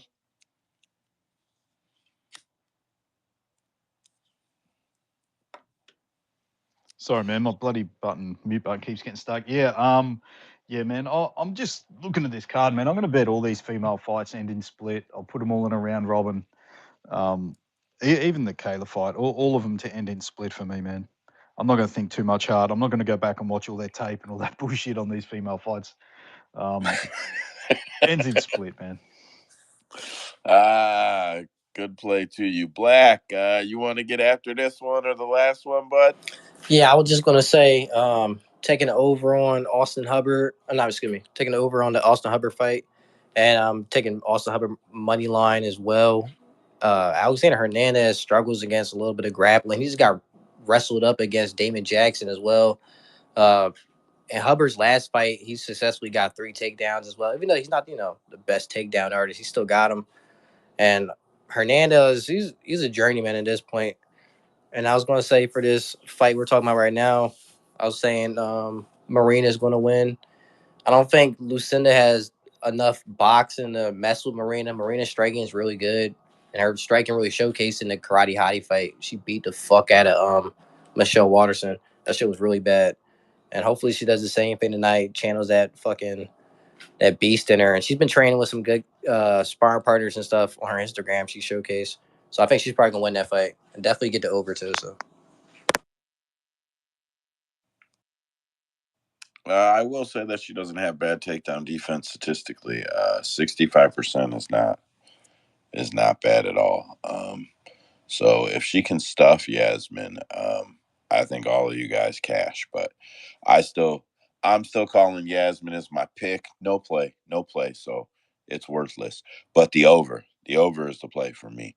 All right, I'm gonna move on here. Up next is prelims main event. Yep, Stephen Thompson, Joaquin Buckley. These boys fighting at 170, main event at a prelims.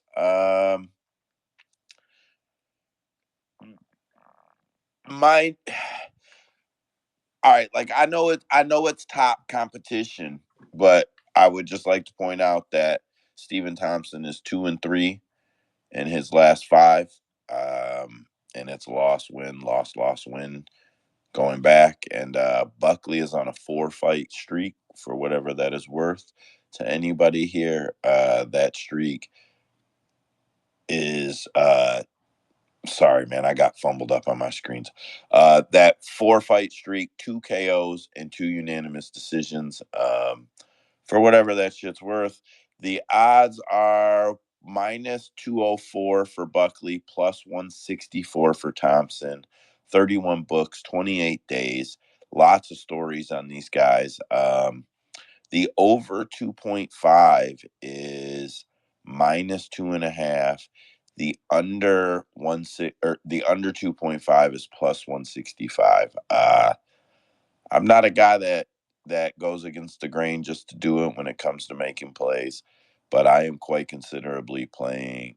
I am considering playing Walking Buckley knockout. I understand. I understand who Stephen Thompson is, and I understand. Uh, I understand knocking Wonder Boy out is quite the feat, and it hasn't been done in a long time. But I think Wonder Boy's getting older. Um, he got hit a lot by Kevin Holland, and I don't think Kevin Holland has the power that Buckley does. I think if that's the type of striking defense we can expect out of Stephen Thompson, Walking Buckley knocks his ass out. I'm not going to parlay it or anything. And I'll be 100% honest. I'm not confident that I'm actually going to play it. It's a pay-per-view, so I'm going to have some plays out there and I have some parlays, but it's sincerely wrote on the pad of paper and circled. I'm going to look at the odds when I sit down to bet, and if I like the odds, I'm going to take it. You do know Usman, what are you that playing on this you fight? do know that they have a common opponent, don't you, Joe? Okay, maybe he don't want to talk. Joe can hear me. Mike, what are you playing on this Trace fight? is talking to you. Can you hear me? Hello, Joe? Joe, you Joe, are there? you there, mate? I can hear you, Usman. I can't hear Joe. Though. Did you boys lose me? Ozzy, you there? I got you, Joe. I don't think anyone else can hear you, No, mate.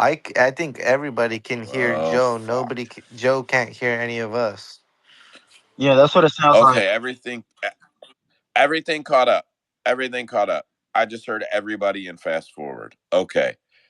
Trace first. Go, Trace. Usman, can you hear me? Yes, Trace wanted to talk to you. Go, Trace. You do know that Now it's gone again. Ain't this a bitch? here we out. So the man, I hear it cutting in and out. Let me see if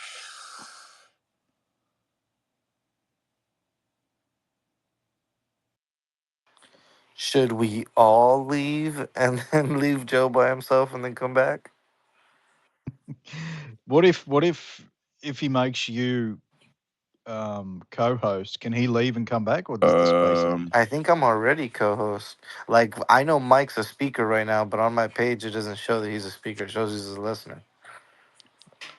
I think I think spaces are just jammed up because of the debate and all that extra shit going on.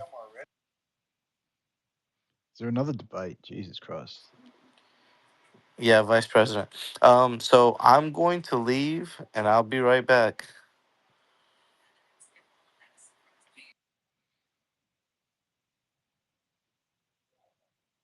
Why are they doing a vice president fucking debate?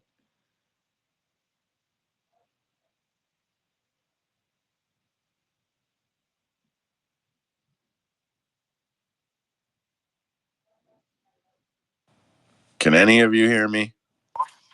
I can hear you, Can Joe. Yeah, I I can think hear you too. Usman left and can came you back. hear us is the problem. I can hear you, yes. Did you hear any All of right, the other boys? Ozzy's talking right now. I'm gonna leave and come No, back if Joe but I can't. hear All you. right, I'm gonna leave. Joe. Okay, everybody get the hell out of here and come back. Yeah, it's the debate. I think the debate is ending. They're probably crashing all the biggest spaces right now.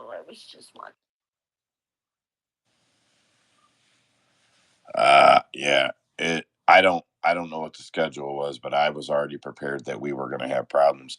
When we first got in here, I couldn't unmute my mic. I thought we were cooked as soon as we started, to be honest. Um, yeah, that was.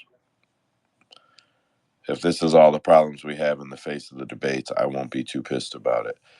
Trace, Ozzy, can you hear me? I can hear Yeah. you. What's with all these idiots coming on here to talk fucking politics, man? We've got a serious men's business going on here, and they want to talk about fucking politics, crashing our spaces, man. Man, I'm real big into politics, but I can't even get into those spaces, man. Those people are, that's another breed. Thanks for everyone that stuck in here, left, come back. I appreciate you boys. I'm glad we were able to keep it going. So, anyways, Usman, what are you playing on the Thompson Buckley No, fight? no, no, not me. Trace has been trying to speak to you for the last 5 minutes. Trace, go ahead. Right All right. on. So Joe, you was talking about Wonder Boy and Holland. You do know that Holland also fought Numansa early in their career, right? And he knocked out Numansa. So they do have a common opponent in Kevin Holland, and Kevin Holland beat Numansa as well. So honestly, I do think if the knockout comes, it would have to come for Kevin for Numansa for him to win this fight. Other than that, I think we see Wonder Boy outpoint him like he does just about anybody else. I don't think in his old age that he's lost the ability to outpoint somebody and fight somebody at a distance. I think we see him win one more time here. I think this is honestly a good opponent for him.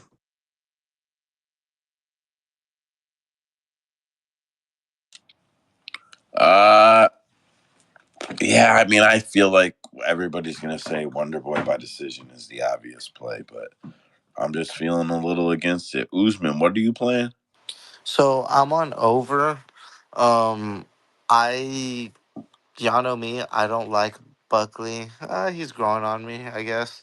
But I think this is a good fight for him, man. I think I've come down here and broken down every single one of his fights with the same shit, bringing up his movement on the outside, the way he blitzes into his strikes, and the blitzes into his strikes kind of help him blitz into the power double leg that he's been putting into his game. I think it's going to help him when when he's fighting Wonder Boy. Wonder Boy's gonna have them legs up for the kicks. He's going to be moving in and out, and if he can time everything right, he's gonna be able to get those takedowns. I think we're gonna be seeing something like a Bilal Wonder Boy, and um, and he's gonna pull out the decision.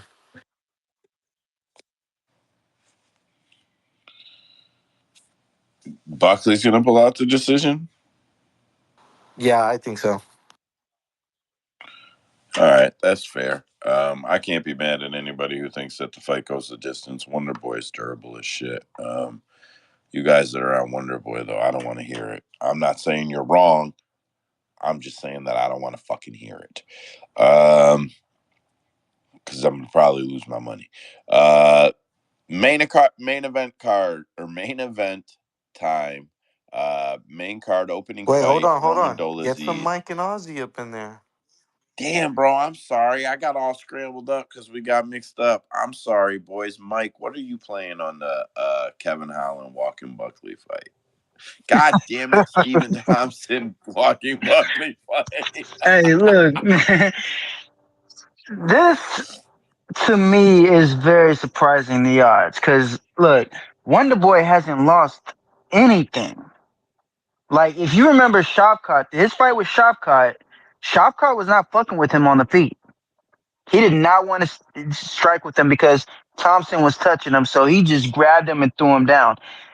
Everything Joaquin Buckley does is at a distance. Wonder Boy is going to be able to see it. They both use footwork to set up their offense. The problem is that Wonder Boy's always had the better footwork, and he's going to be able to see everything Buckley does. The power shots that have hurt Stephen Thompson come from pressure, not from people coming trying to work their footwork on the outside of the pocket. That's not going to work against for Buckley. So, and on top of that, this is another. I'm gonna make the same point again, like I did Lucindo. It's a lot of hooks.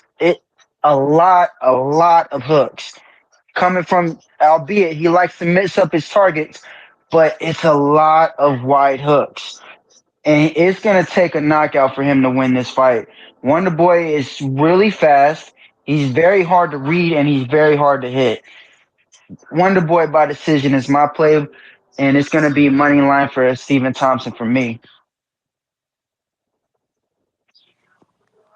Damn Yeah, it. word to your mother. Ozzy, what are you playing? Yeah, I can't blame anyone for taking a stab at Thompson here, but he's another guy. He's getting old. Um, he's been taken down It's dirt. 13 times in his last four fights, and he's only won one of them. That was against Holland, and that's because Holland let him up because they had some kind of fucking gentleman's agreement for no takedowns. Buckley ain't that stupid. He's going to get his wrestle on here. I'm not going to touch his money line, but maybe a decision prop or something when that comes out. Wonder Boy is still tough. He is evasive on the feet, but I think while it's standing, I don't think Wonder Boy can really come out and give the kind of performance he did against Kevin Holland. He's not going to get his hands off that much because Buckley's output is too slow for that. He's going to be going for takedowns to kind of win these rounds. I don't think he can keep the pace with Wonderboy on the feet. So, yeah, I expect him to go for the takedowns and get them. It's just about how much control he gets and what he does with the takedown. So, yeah, it's probably Buckley by decision for me. Very nice, bud. Very nice, bud. Um, all right. So up next is the main card, Roman Dolidze, Kevin Holland. Kevin Holland is going off at minus 159. Roman Dolidze is plus 128. 31 books, 28 days. If I'm being honest, man, this just isn't a fight that I have any interest in. Not from a betting standpoint, not even much of a fan interest. I don't know why. I don't really give a shit about this fight. The over 2.5 is set at minus 210. The under is plus 170. Trace, what are you playing on the Holland Dolidze's fight? Well, I like Dolidze probably to get to the submission here. Probably second round, third round finish. I think he's able to keep it competitive on the feet while he looks for the takedown, but he's gonna be looking for the takedown the entire time. Probably beating at the legs with beat up Holland's legs with leg kicks. He got the big kicks from now. He likes to throw to the really everywhere. He throws big heavy kicks, and I like that against Holland. I think he eventually gets a takedown and eventually gets a submission on him. So yeah, give me Holland or give me Dolidze submission round 2 or 3. Very nice. How old's that daughter of yours now? It's about 18 months. I knew she was. I knew she was getting up there. Just short or just over? Just over. Yeah, that's all right. I hear her giving you a hard time. I got no real comment about it or anything. I just figured I'd ask how old she is. Seems like, fuck, man. It seems like you were just talking about her being born yesterday. I'm not kidding either. Time moves by Me quick. and him were It me and That him definitely were flies. DMing, and I said, "Man, what's your daughter? 7 months now."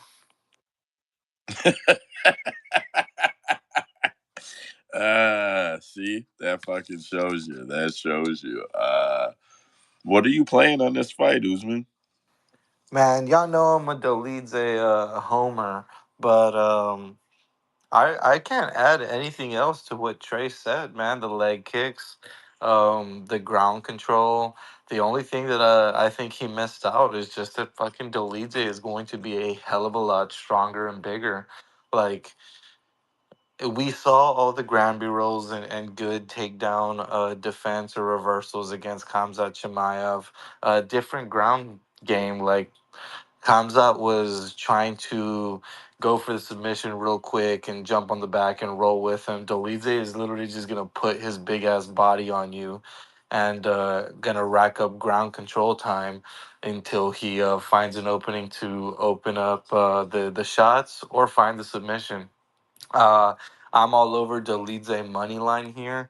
If the over under is set at 1.5, what do we got here? What do we got here? It's two It's and a two and a half. half and it's minus 210, so that sucks. But I mean, I like Dolidze. I think I even like Dolidze decision. I think he's gonna be hella slower, super fucking slow compared to Holland. But the shots are gonna hurt. He swings big ass hammers, and yeah, I'm on Dolidze money line at plus money right now.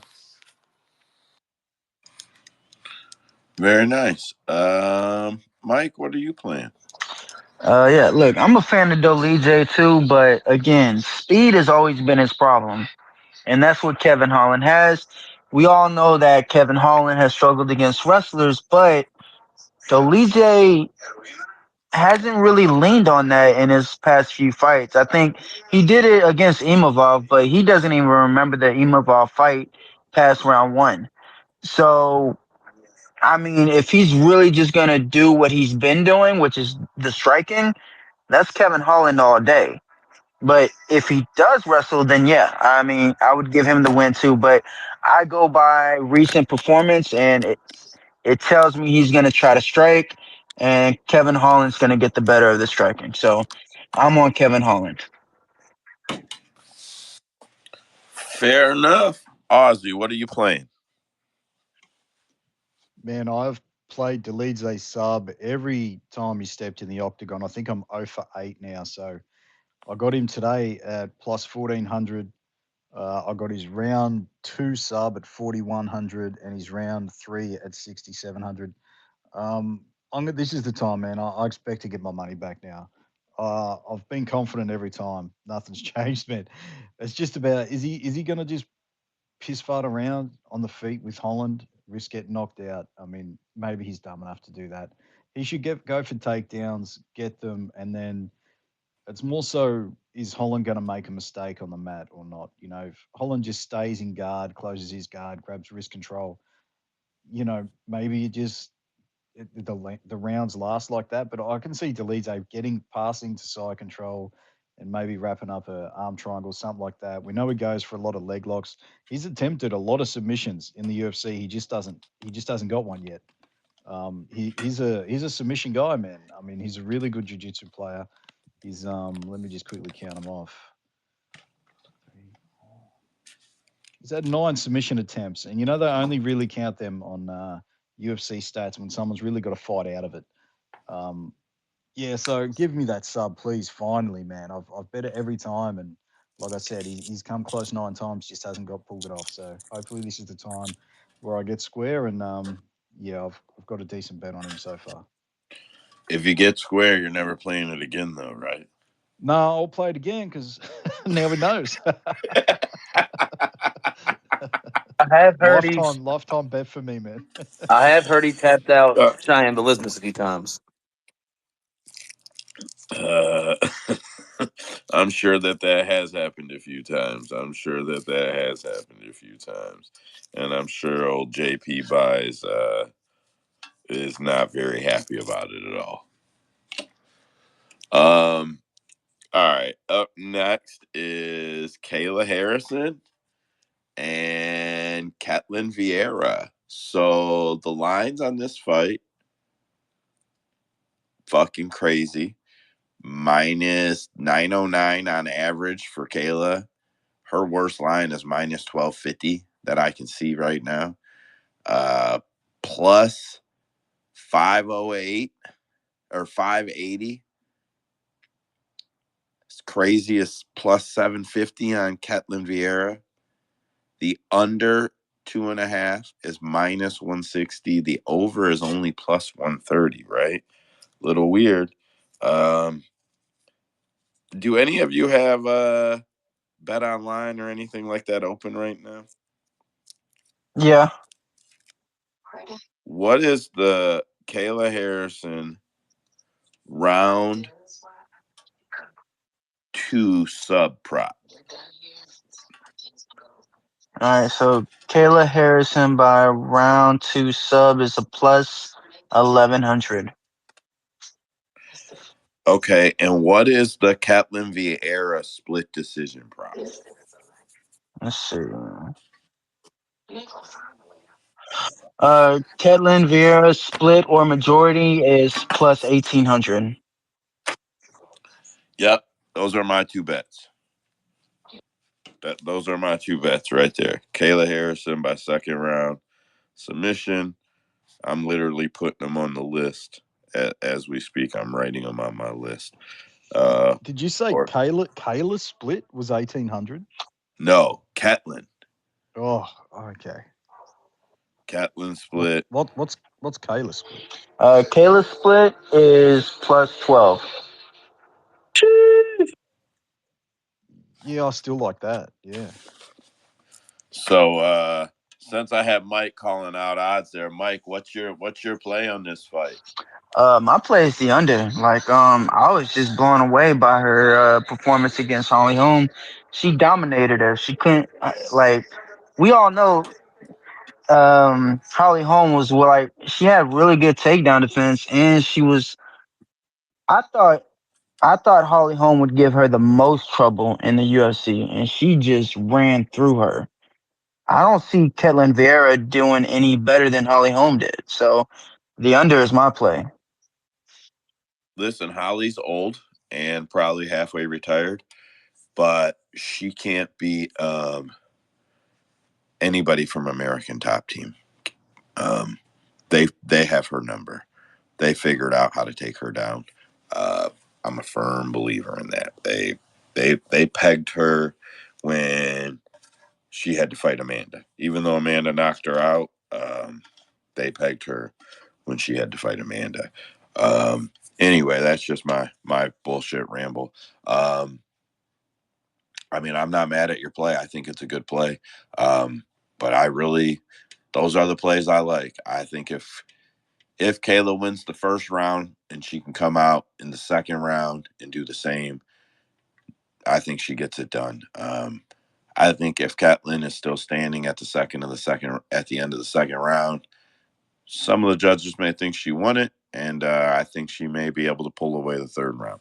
I know I said it twice. It's just that's what I see on this fight. Trace, what are you playing?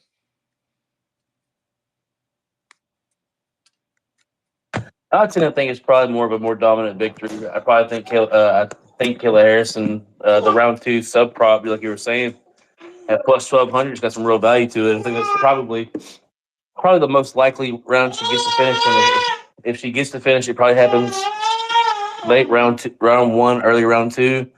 And if it doesn't happen, then it probably goes to a decision. But either way, I think it's a dominant Kayla win.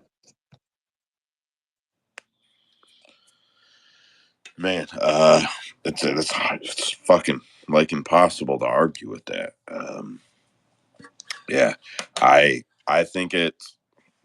I think the biggest travesties of fights that we miss are women because of PFL, promotion to promotion. Probably women's MMA. Yeah, whatever. That just leads down the road of will Amanda come back and whatever. Did we miss it in its prime? Usman, what are you playing on this fight? Man, I got kids. They're usually they show up on the space sometimes. I know that one time Joe's daughter came in on the space and he had to talk to her for a little bit. Every time I hear Trace's daughter, I think about that time that dude came in and cussed out Trace's daughter. It was like, yo, get that fucking guy out of here, man. What an asshole. But shit, that did make me giggle. Um, Man, Kayla Harrison, Kayla by submission, Kayla inside the distance. I am interested in it going the distance, but either way, it's going to be Kayla by decision at that point. I don't think Ketlen can get it done. I think when she gets put on her back, she might just hold guard and chill out there and try to survive.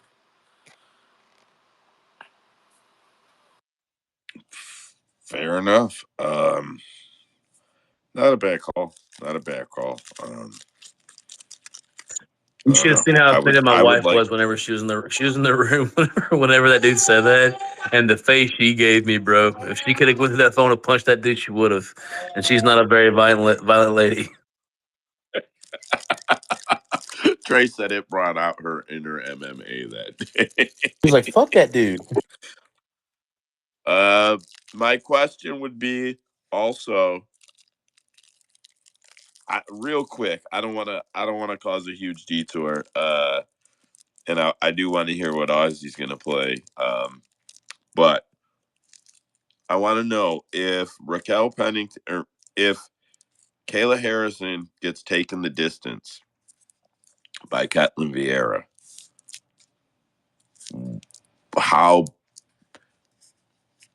how badly does it drop her opening line in the next fight?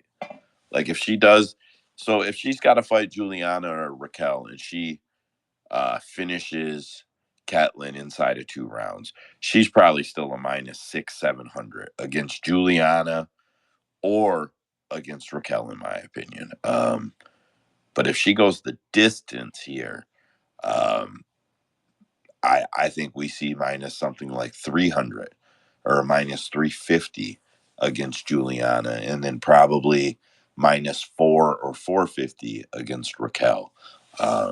I don't know. Maybe some comments on that after Ozzy gets his playoff here. Ozzy, what are you playing on this fight? I think Caitlin Vera is a very big, strong girl. She's probably one of the stronger girls in the division, and no one's really had any success grappling her, really. I think Misha Tate got her down for a couple of minutes, but even Misha went 1 for 6 in takedowns. Um, so if this, I mean, I do think Kayla is bigger and stronger than all the girls that Vieira's beaten as well. But if there is prolonged minutes on the feet or taking a long time to take her down, she's got a 90-something% takedown defense. I mean, this girl is pretty strong and can get most of these girls off her. So yeah, I just think it's going to play out a little bit closer, but I think this is one of the tougher fights in the division for Kayla. I think either of the girls in the main event is a much easier fight for Kayla Harrison. I think she takes both of those girls down and mauls them pretty, without too much effort, to be honest. So I'd love it if she goes to a split decision here and one of these girls in the main event co-main event has a really good showing. Maybe we do get something closer to -300 or something like that would be amazing because I would have a massive bet on Kayla there. But yeah, in this fight, I mean, that split decision prop sounds good to me. 1,200. I mean, yeah, I'll take a little bit of that and hope just one judge, um, you know, messes it up for me so that I can cash that one. But other than that, Kayla decisions, probably the most likely thing here. I think she probably takes her down and Vieira survives and we see the judges' scorecards. I was kind of thinking submission, but even that's only +300. So I mean that might still be a good line. Maybe sub 2, sub 3, or something like that. But other than that, I think it's probably going to go a little bit later anyway. And yeah, maybe we see Kayla getting a decision. Hopefully, it's a split. Yeah, I agree with your strategy for future bets there.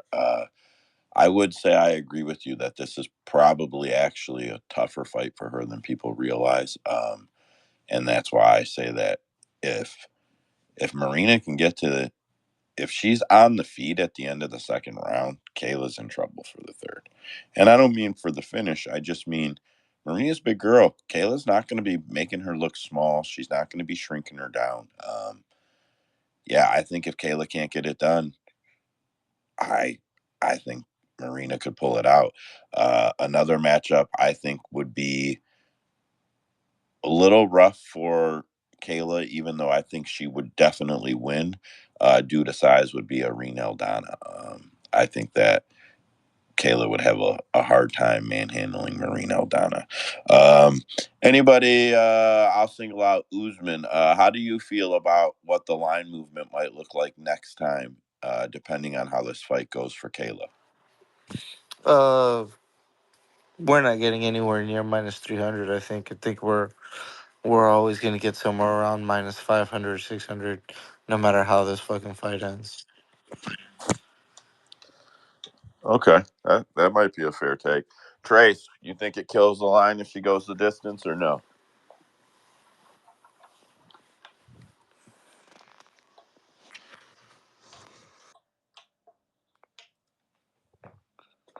Well, he might have had some noise on that one. We'll skip on. Mike, you think it kills her line if she goes the distance here? If it goes, I think it just depends on how she performs or if she wins the round or not. I think if she wins the rounds, I think it pretty much stays the same. But if she loses, we might see a little bit.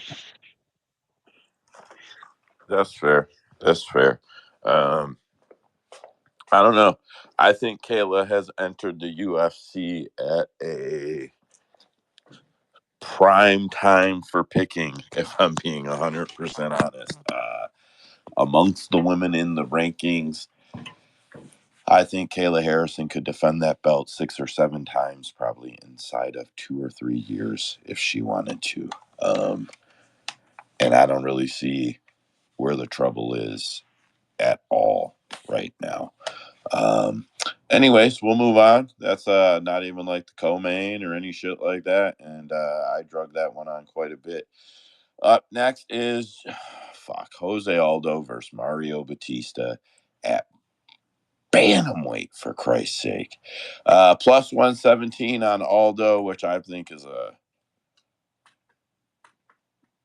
pretty crappy line if you like Aldo. If you're on the Aldo side, I think you should want a better line than that. Batista is minus 145, 30 days, 29 books. The over is 2.5 at minus 300, 240 to go against it. I'm not playing this fight. Yeah, I don't care. Aldo is a great fighter. Yeah, Aldo is the variable that will keep me away from this fight 100%. Yeah, I pick Jose Aldo, but I will not fucking bet it. And I know it's Jose, and I said Jose, whatever. Trace, are you playing the Aldo fight? We just having a pretty good little debate about this in the cat team room that one day. I know we were. Hang on. I tend to lean with the auto side. I just think he's the cleaner fighter. Good takedown defense. So it means basically Bautista has to outstrike him. And I haven't seen any regression in auto to believe that he can't beat him. So yeah, give me auto by decision.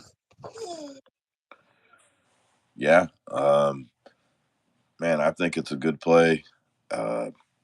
And like Mike said, even if it about a play earlier, I think that's probably the best value when you're looking at it. But Mike, tell me why we're wrong, because I think you are on Bautista, sir. Yeah, and look, man, this is coming from someone like Jose Aldo is my favorite fighter of all time. The reason I watch MMA is because of him. And I remember all the everything that we talked about in the group chat. And trust me, guys, I thought about all that while I was breaking down the tape because I always like to make sure that I'm right about his fights. Look, man, he's a better bantamweight than he is a featherweight. Everything has just come together. Striking defense on point. Fucking so hard to take down. Well, Rob couldn't even take him down. Look, the one thing that's always been all those Achilles is pace. If you can make this guy work, you will make him tired and he will fade. And Batista does that. Now, this doesn't mean that Aldo can't win the decision. If he can win moments in the fight that switches around to his favor and get the judges to score for him, that can definitely happen because all Batista's defense is definitely not the greatest, and Jose Aldo's boxing is no joke. But it is the pace that he works. I don't think the takedowns are going to be. I don't think he's going to be able to take Aldo down. I don't think he's going to try to though. I think he's just going to go for it to make him work. He is a very high volume striker. He is in constant movement. I think if Aldo even tries to take him down, it's not going to work. Even if he does get him down, Batista's going to be able to get right back up and he's going to be in his face. And that's the problem when you keep putting Aldo on the back foot, making him work, and just constantly throwing something at him, eventually you're just gonna get the better of him, and that's why I would do. That's why I was so heartbroken after I broke down the tape because I see it clearly. Batista is gonna be able to outwork him and just it's just going to be too much for Aldo. I think he's going to finish him like in the third round.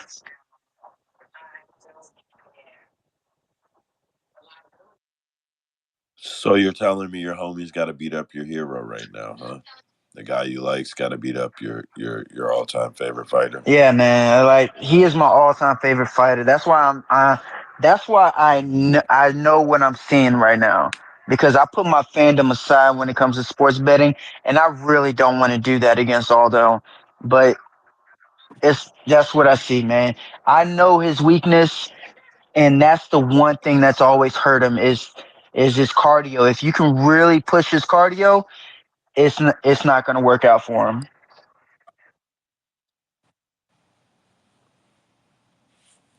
I agree. I agree wholeheartedly. Um, Usman, what are you playing on this fight? Shit, same here, man. I'm on Bautista. Um, they Mike said it well. I can't really add anything else to it, except the fact that I will be waiting on that takedown prop and praying that they set it at one takedown plus money. Because I think Mario Batista will be able to get it down. And Mike said he's going to be using the takedowns to try and just put a pace on him and just try to make him think about things. Hopefully, one of those actually works and we get the takedown. Yeah, and I would say if they set it at over two, where you got to get three takedowns, that that might not be so safe because if a takedown doesn't happen in the first round, um, Aldo may not get up if he's taken down. He may not lose, but he really might not get up. I feel like I haven't done tape study on this, but like I've watched Aldo and I watched this shit. Uh, if I recall, Aldo's ability to get up has definitely diminished. Specifically, uh, been something that has diminished for him with age. So I wouldn't take it at plus, two plus, like where you got to get three Yeah, Usman. no. I probably wouldn't take that Yeah, shit. we're only looking at one takedown because we know that it's the 91% takedown defense. We know Aldo's a son of a bitch to get down. Um, I think Bautista's real athletic when it comes to his takedowns. He mixes everything well, the athleticism, the power. I think he'll be able to get one, and if we're getting one at plus money, we're taking it for sure. I don't blame you. Ozzy, what are you playing on this fight? Yeah, I don't really have anything on this. I was kind of looking at Aldo decision. That's plus 200. I mean, fight goes the distance is minus 300. So why not Aldo? I think he's got probably. If you looked at takedowns for and against, he might have the best takedown defense in UFC history. He really might. So yeah, I see most of this fight either in the clinch defending takedowns or at distance. So yeah, I don't know, man. The Aldo of old, if he's coming out kicking legs and causing that kind of disruption, then yeah, I'd really favour him. But is he really going to do that? I don't know, man. How old is this guy? I don't even believe his age, man. I think he's Listen, years, at least let five me years older than he pretends.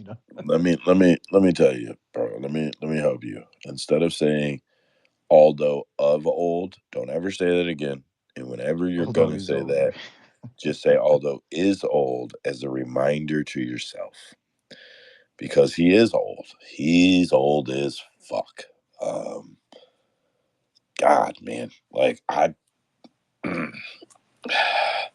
won't bet against him. I won't bet against him, and I like anybody that's betting on him. But fuck, man, we're gonna watch him flush it away. That's how I feel. Like he left kind of on a good note.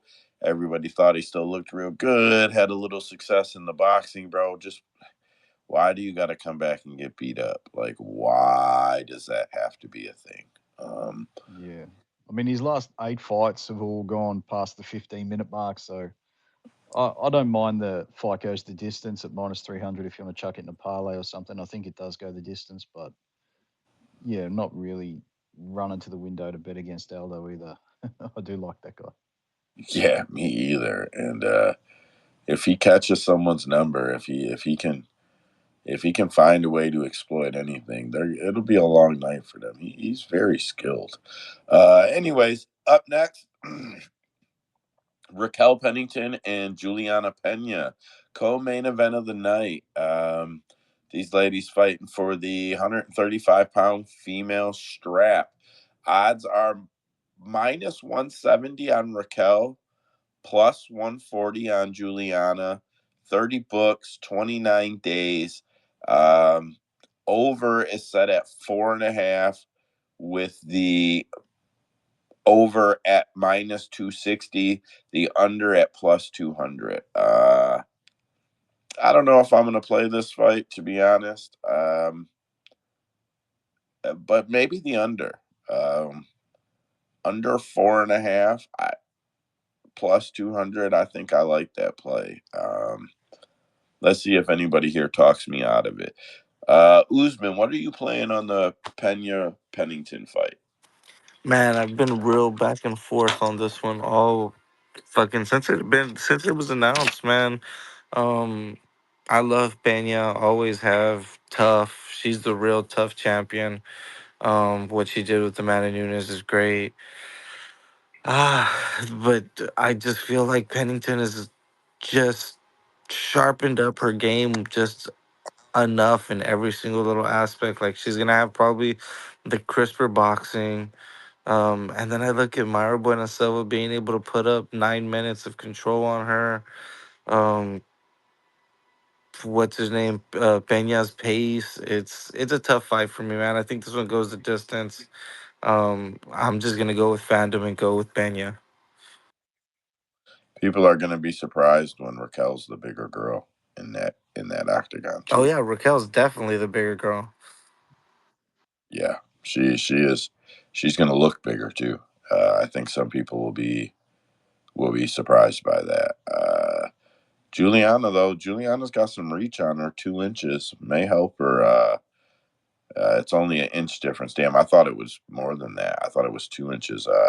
5'7", 5'6". But No, I but mean, I like feel like, shoulders and everything, like Pennington yeah, is a thick, big girl. 100%, 100% agree. Trace just fell out. No big deal. Mike, what are you playing on this fight? Okay, see, look, I was on Pena the whole time before I broke down this fight, and it's Pennington for me. I think as the fight goes longer, the more Pennington striking will shine. She's just a better boxer, and she's defensively sound. Like she really does. Like when she goes for her combos, she changes the levels. She always moves her head, and she doesn't stay in the pocket. That's what is really going to help her. If she stays in the pocket, Pena can time her and just start landing her shots and really get into her own flow.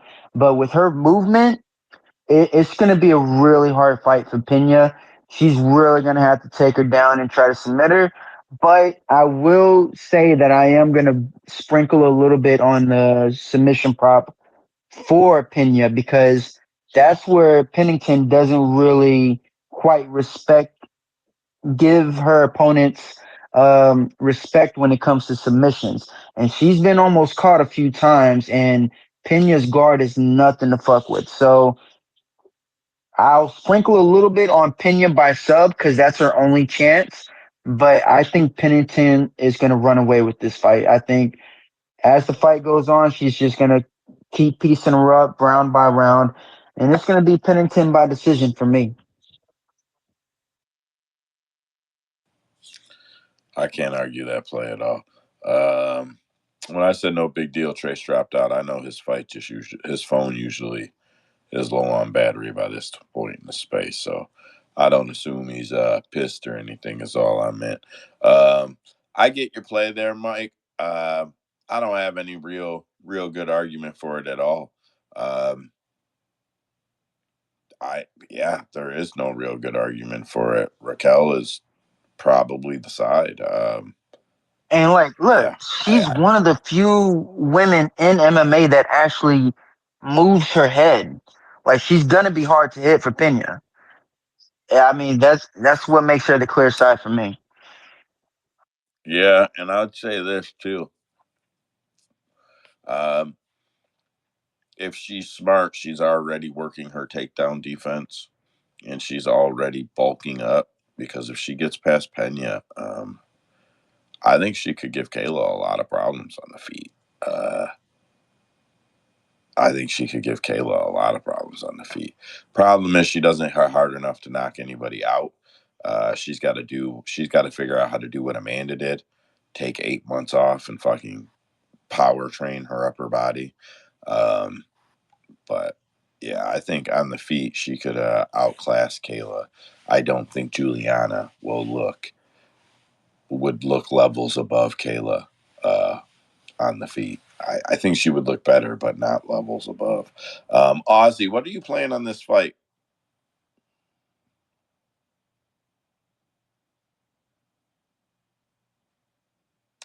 Ozzy's not on the mic. Usman, I see your hand up.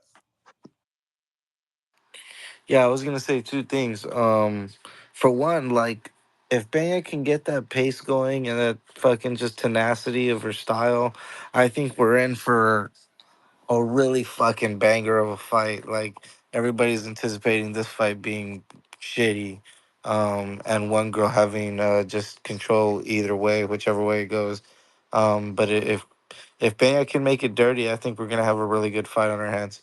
And two, am I the only one that's getting like retirement vibes from Pennington? Like she hasn't said anything, but you were talking about the Kayla fight, and I just feel like she's not gonna we're not gonna get that fight. She's not gonna want to take that fight at all. But that's just me. Also, Pennington one fight away this Saturday. She breaks Amanda Nunes' record for most wins in the women's bantamweight division.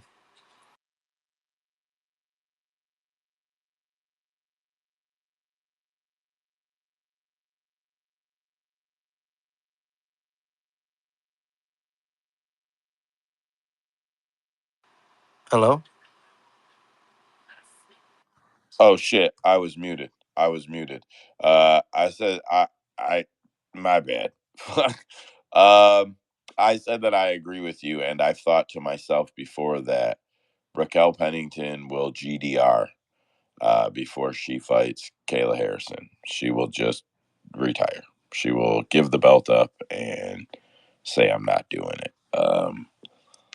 Might be wrong, but I don't think she does it. Yeah, I don't. I could be wrong. I don't think she does it in the octagon. Maybe if they offered her a huge pay raise or something, but yeah, I think she avoids that fight. I definitely think she avoids that fight. All right, so that gets us on to the main event, huh? Um, Alex Pierre, Khalil Rountree, minus 526 on AP, plus 368 on Khalil. That's the average, 30 books, 45 days. The over is set at 1.5, minus 130 to go over, plus 100 to go under. Um, so I think AP is bound for more success even if he loses this fight. I think he finds his way up to heavyweight. I think he finds some glory there. Um, I think AP is bound to have a great career and finish out what he does in MMA in the next couple of years. Khalil Rountree, I've liked Khalil for a long time. I don't care what Sean Strickland says about him or any of that dumb shit. I've liked Khalil for a long time. This is his only shot. So I'd really like Khalil to win. His path is to come out and be hyper aggressive and try to get the knockout inside of 7.5 minutes. Not sloppy, not reckless, hyper aggressive.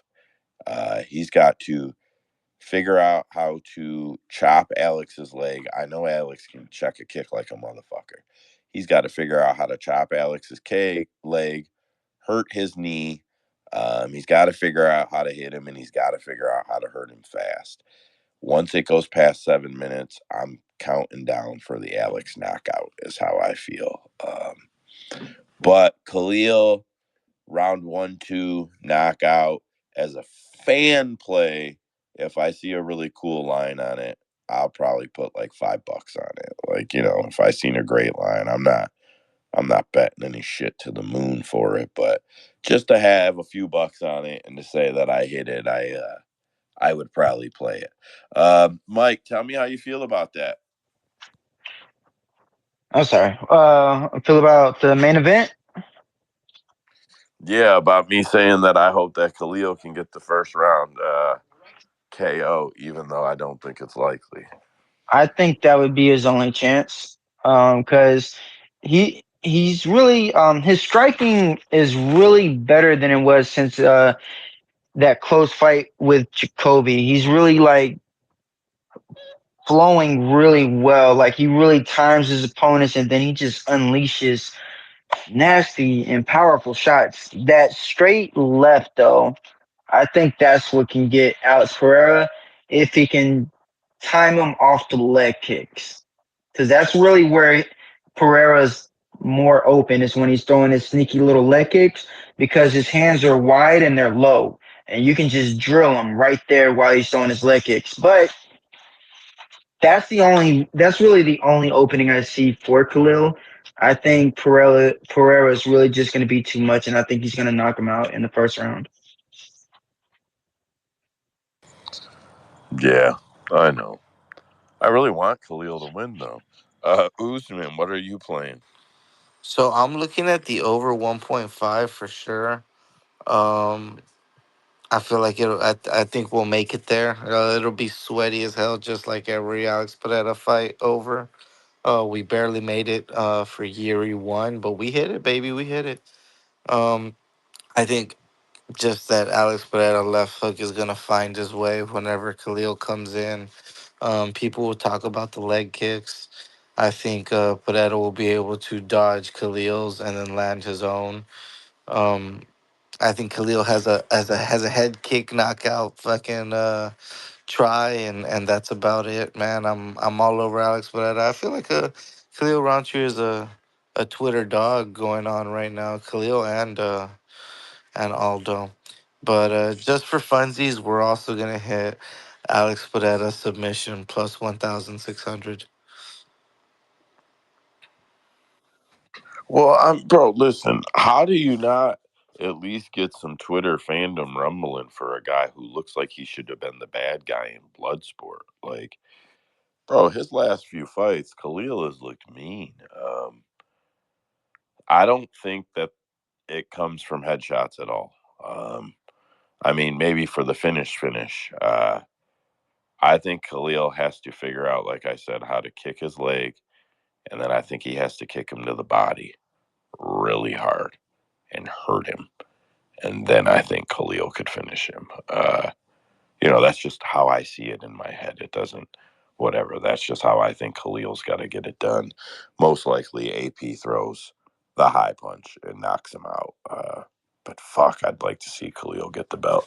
Ozzy, what are you playing?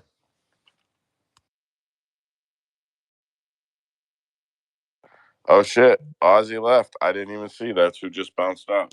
That's all right. Um, well then that's it. We're gonna cash the card out and call it a day. Usman, you want to run through some fight announcements real quick? Yeah, let's rapid fire through them. We got them here in chronological order. October 12th, Polyana Viana is out of her fight. Corey McKenna will be stepping in to fight Julia Polastri. I no longer care about that fight. Understandable. Yeah. I no longer care about this next fight, October 12th. Waldo Acosta Cortez is out of his fight. Chris Barnett will now fight Junior Tafa. Everybody's talking about those lines. we already talked about that We're fight. rapid fire. We're rapid fire. November 9th, Gerald Mearshart III will fight one championship double champ Rainer de Ritter. Um, Cool. He made his UFC. Wait, who's fighting the Ritter? Who I was lighting something. Who's fighting the Ritter? Who? It's the 185 division, and Rainer de Ritter is a big superstar that needs a push in the UFC. No, no, no. I know who Who? he is. Who's he No, fighting? Who's his I'm debut? telling you, Rainer de Ritter is a big superstar that needs a push in the UFC at 185. Who is he fighting?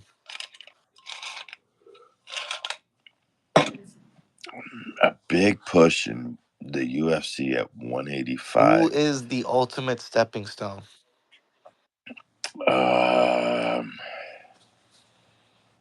Man, I feel like I would answer this correctly any other fucking time. Gerald Is Meerschaert he the third. Oh shit! GM3 is gonna knock him out. Hey Aussie, what's your take on the main event, brother? He's not on the mic. I'll invite him back to see what he says. See if he wants to hop back on the mic. Um, he may be driving or something now, though. I'm not really strong on the take that GM3 is going to knock him out, but I like GM3, bro. And I think GM3 is a real fighter. And I think he's live in any fight. So that might be a rough one. Ozzy, who you got in the main event this weekend? Yeah, sorry about that, Cal. Fellas had a phone call come through. Yeah, you know what, dude? I don't know, man. This Pereira guy, he's had a lot of fights in the last 12 months. This is 4 title fights in 12 months. We've seen fighters burn themselves out before. We've got Khalil at plus 350, plus 380 now. I mean, yeah, I took a little stab at Khalil decision, man. I wouldn't be surprised if this goes a little bit longer. Both guys might be a bit hesitant to throw down in the pocket. After what he did to Go Kansaki, man. Khalil's got that real power, so I think Pereira's can be hittable. So he's got to really watch his P's and Q's. I think this is going to be a little more technical and a bit slower than everybody thinks. I'm seeing fight starts round two at minus 200. I mean, and then on and on, it just goes up to goes the distance at plus 600. Yeah, I got some Khalil decision at plus 1900. I'm definitely going to hit some of those overs, man. I think it's going to go a little bit longer, and I think Khalil. I don't think he's really going to wrestle. Um, I mean, depending how it goes on the feet, he might not have a chance, but I expect a lot of leg kicks from both guys, and I don't know. I got a weird feeling this fight's going to go a little bit longer than everyone thinks. So, yeah, I'm going to hit some of those overs. Yeah, I'm not mad at that at all. Kicks will decide this fight, I think, is probably most Sharp's take on this fight. It will be decided in the kicks. It may not be how it ends, but it'll be how it's decided. Um, Thanks for the take, Bub. Usman, back to fight announcements. What do you Yeah, got? I love GM3. Like I said when this fight was announced, this is what takes him into the GOAT status. He gets out of the GM3 status and gets him into the GOAT status because not only does he do his job as being the GM3, but he takes these fucking hard ass fights. Anyway, same card, November 9th, Nicholas Dalby will fight Ilazu Zaleski dos Santos. That's a good Super fight. good fight. That's gonna be a banker. That's up there for fight of the night already. Yeah, I 100% agree. That's going to be a fucking banger. Ozzy. Sorry, mate. You cut out for a second there. Who's GM3 fighting? Rainer de Ritter, Okay. Yeah, I'll have to one look that dude up. championship, double champion. Oh, that dude. Oh, okay. Yeah. Shit. All right. Yeah, I like GM3. He's been my most profitable fighter. Yeah, okay. Yeah, he's going up I against would it say now. this All to right. just double back for a second. We're going to know if DeRitter is UFC material or not right away. GM3 is a banger of a fighter, bro. We're going to From know. what we've It's seen a of tricky entry fight, man. Like GM3 is elite on the ground, you know. So we'll see. from what we've seen from de Ritter, we need to see a Khamzat Chimaev type performance. I need a first round knockout. Uh, he's one of the few guys that I did watch over there and won. Um, you got to get it done, dude, especially against GM3. Like I said, I love Gerald Meerschaert, but It is what it is.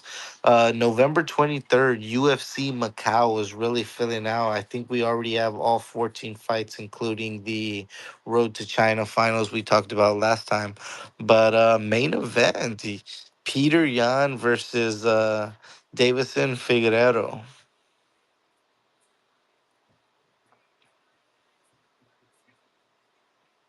And Get my damn mute button. That's the that's main? the main. Yeah, that's a pretty good fight. I'm surprised it's the main for that card, but that's a good fight. Yeah, I like Figgy there, man. I like Figgy to pick his shots and hopefully get some time on top whenever Jan eventually starts shooting. Yeah, I think Jan is a puzzle that's easily figured for a guy like Figgy. I can't. I would assume this is going to be the co-main, but Volkan Uzdemir versus Carlos Olberg. Damn. That's a good fight right I there. always, That's a fight. yeah, I always shit on Ozdemir, but that's a good fight. Yeah, both of those boys are gonna bring it. All these are gonna be November 23rd, UFC Macau. Just for the record, Yan Xiaonan versus Tabitha Ritchie. Crazy fight because if Tabitha can get a win, this is going to skyrocket her into the top five. Um, Is Usman I, cutting out anyone else, or is it just me? I think it's just you. He Oh, said yeah, so Tabitha Ritchie versus Yan Xiaonan.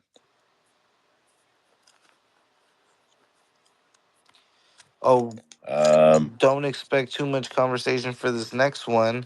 Two debuters in the UFC: Jose Ochoa versus Loner Kavanaugh.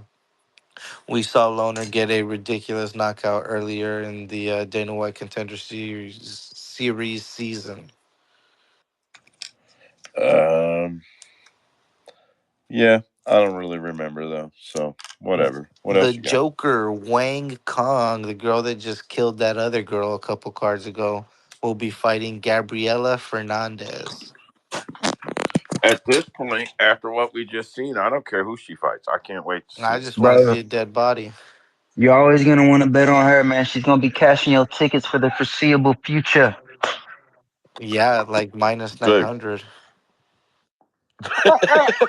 But we'll take it. But we'll take it.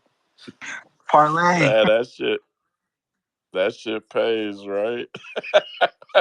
This is gonna be a banger for both of these fighters fighting in home territory. Song Kanan versus Muslim Salikov. They're both Asian. I know Muslim is like Yeah, Russian, but he's that Rush Asian. Same with Peter Yan. yeah. Good fight for the card. Good fight for the card. And Mike can take this one away because I don't know who the hell these guys are. But Long Xiao will fight Quang Lei.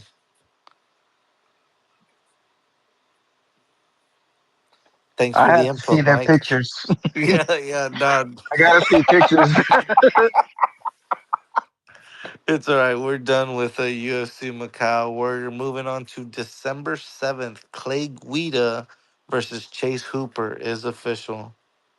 I, oh my god, man. Bro, don't start shitting on Clay Guida, bro. Let's just have some fun I'm with it. shitting on Chase Hooper. Okay, I don't care about that. Go ahead. Why is he fighting Clay Guida? He called him out too, bro. This is the fight he wanted. It's like, bro, don't be chasing an old man. You just looked great against Vorshov What did he Vlashalov say? or whatever. Just fucking fight somebody else. Why you want Clay? How how did he call him out? He said Did he something say about like, oh, you're leading the division in takedowns, and that's something I'm going for, and I'm on your ass. So let's make it happen, or something like that. are you sure he didn't say, hey, I want to fight my grandpa, but I'll fight you instead because my grandpa don't fight? Is that whatever? Fuck it. That's ridiculous, bro. Why anybody calling out Clay Guida at this point, in my opinion, is not respectable. I'm not mad if they give him fights, but nobody should be calling that guy out. Get the fuck out of Dude, here. Like if Nick Diaz called him out, I'd be like, okay, that makes sense. That makes sense. But like anybody, even relatively, Anyone um, under 34.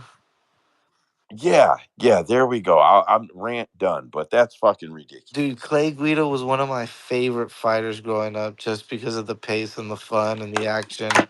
And there was always this badass picture. I think probably in middle school, I had it as a screensaver of him throwing a punch with his big ass hair flying all over the place. And now he's balding, man. Fucking, that's how long he's been in it. Like, you can see the top of his head. It's just gone. And he's got to do the man bun, but flip it forward to cover the damn bald spots. Clay Guida's so old. December 14th, UFC Tampa. Davy Grant will fight Ramon Tavares. That could be a good fight. Oh, any Davy Grant fight is gonna be a banger. We know the blood will be spilled. Agreed. Also on that card, I would assume this is gonna be the main event or co-main event. Manel Cape versus Bruno Silva. That's a banger. That's a good fight. That's a That's a good fight. firefight right there. Yeah, Somebody's getting hurt. we're looking at a contender, coming out of that with a W. Oh, I hope Bruno can get it done because that would be great. Like, just take all the star power from Manel Cape. December 17th, UFC 310. I don't know what the hell this is. Like, Chiesa just beat Tony, and now he's going to fight Max Griffin. I'll say this, bro. Max Griffin is hella cool, bro. I've met him a couple times. He's one of the coolest people ever, bro. I got like some little shit he gave me when I met him. You know, I don't know. It'll probably be in the studio. Uh, I don't know. Max Griffin's cool as hell, and fuck Michael Chiesa. So, Team Max, No, I bitch. like Max Griffin, and especially if he can stop the takedowns, which he does all right with some takedown defense. He'll put it on Chiesa. So after round one, that's a good live bet in my opinion. Mike, tell me I'm I hope right. Tell so. me I'm right, Mike. Look, man, Chiesa has been. It's Chiesa, right? Yeah, Chiesa and Max Yeah. Griffin. Yeah, Chiesa. Yeah, again, when I hear Chiesa, I like bet the opponent. That's what I want to hear right there. He just bet away. Yeah. Jesse's got a fight coming up. Oh, cool. Who am I betting on?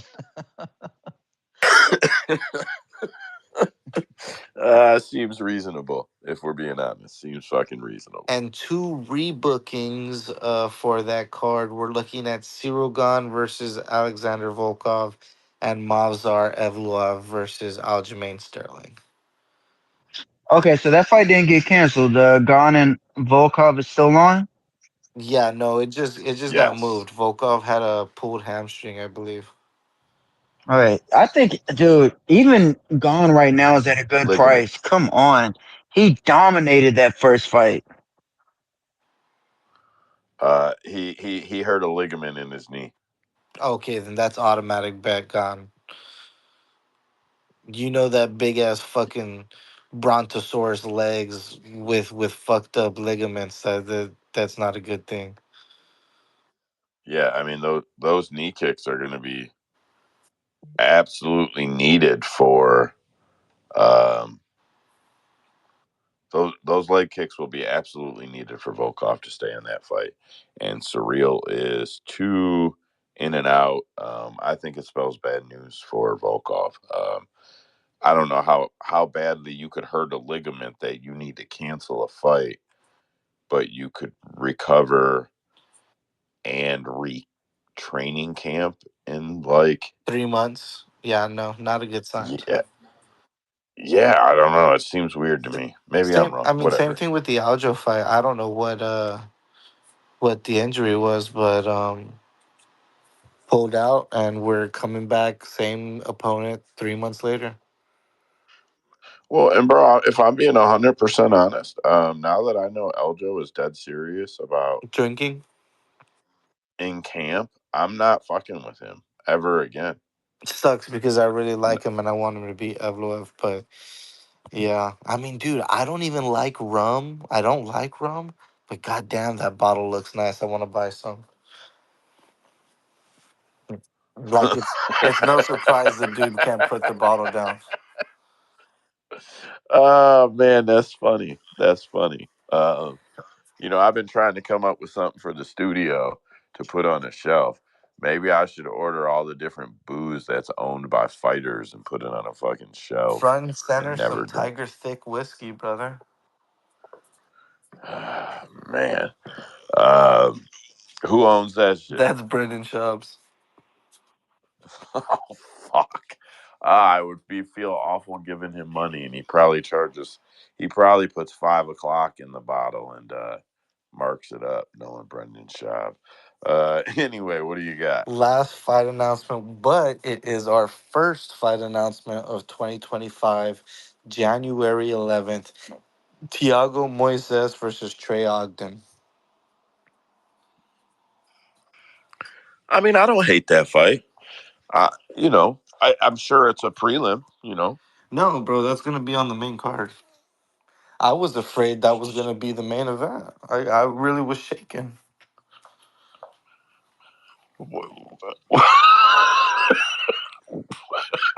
First I don't even know. first fight I don't even card know what to back, say you to you. know that they were gonna do some shit like that.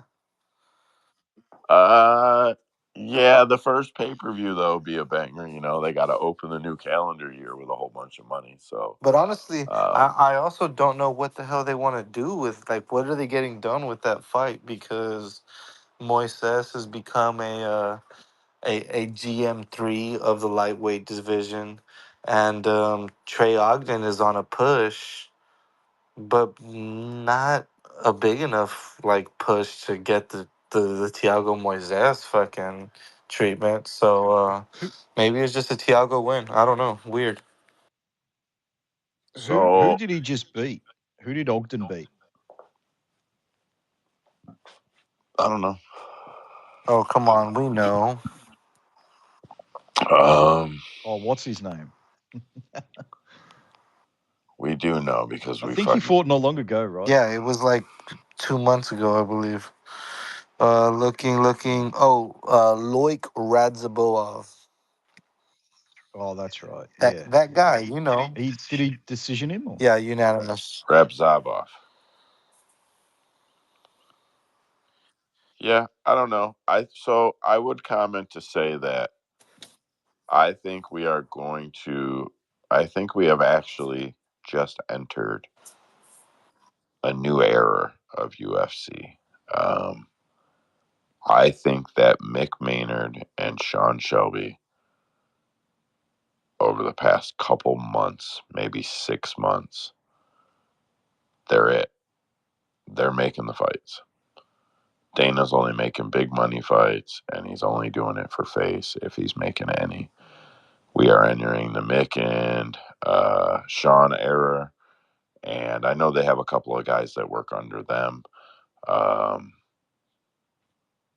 yeah, so I think my point in saying that is I think that we're going to see a lot of guys just fighting more. Just fighting more.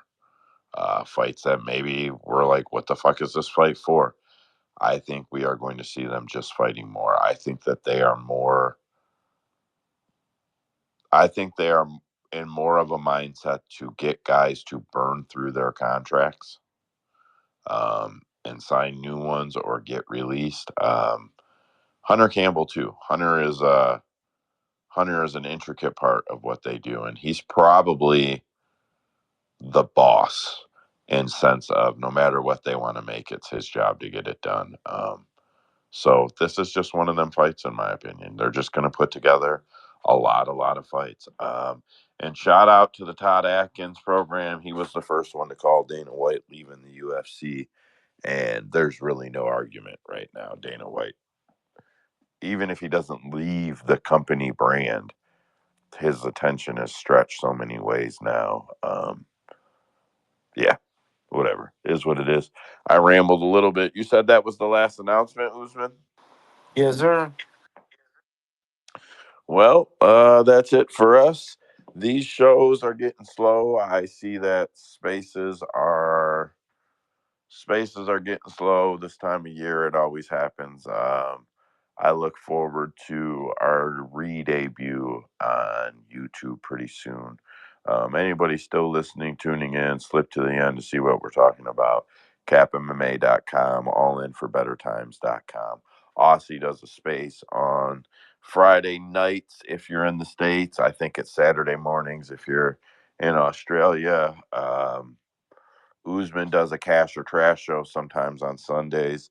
Um, I don't know what we're going to do as far as moving or restructuring or changing our content as a brand, but we will be making some shifts and some moves and hopefully still including spaces.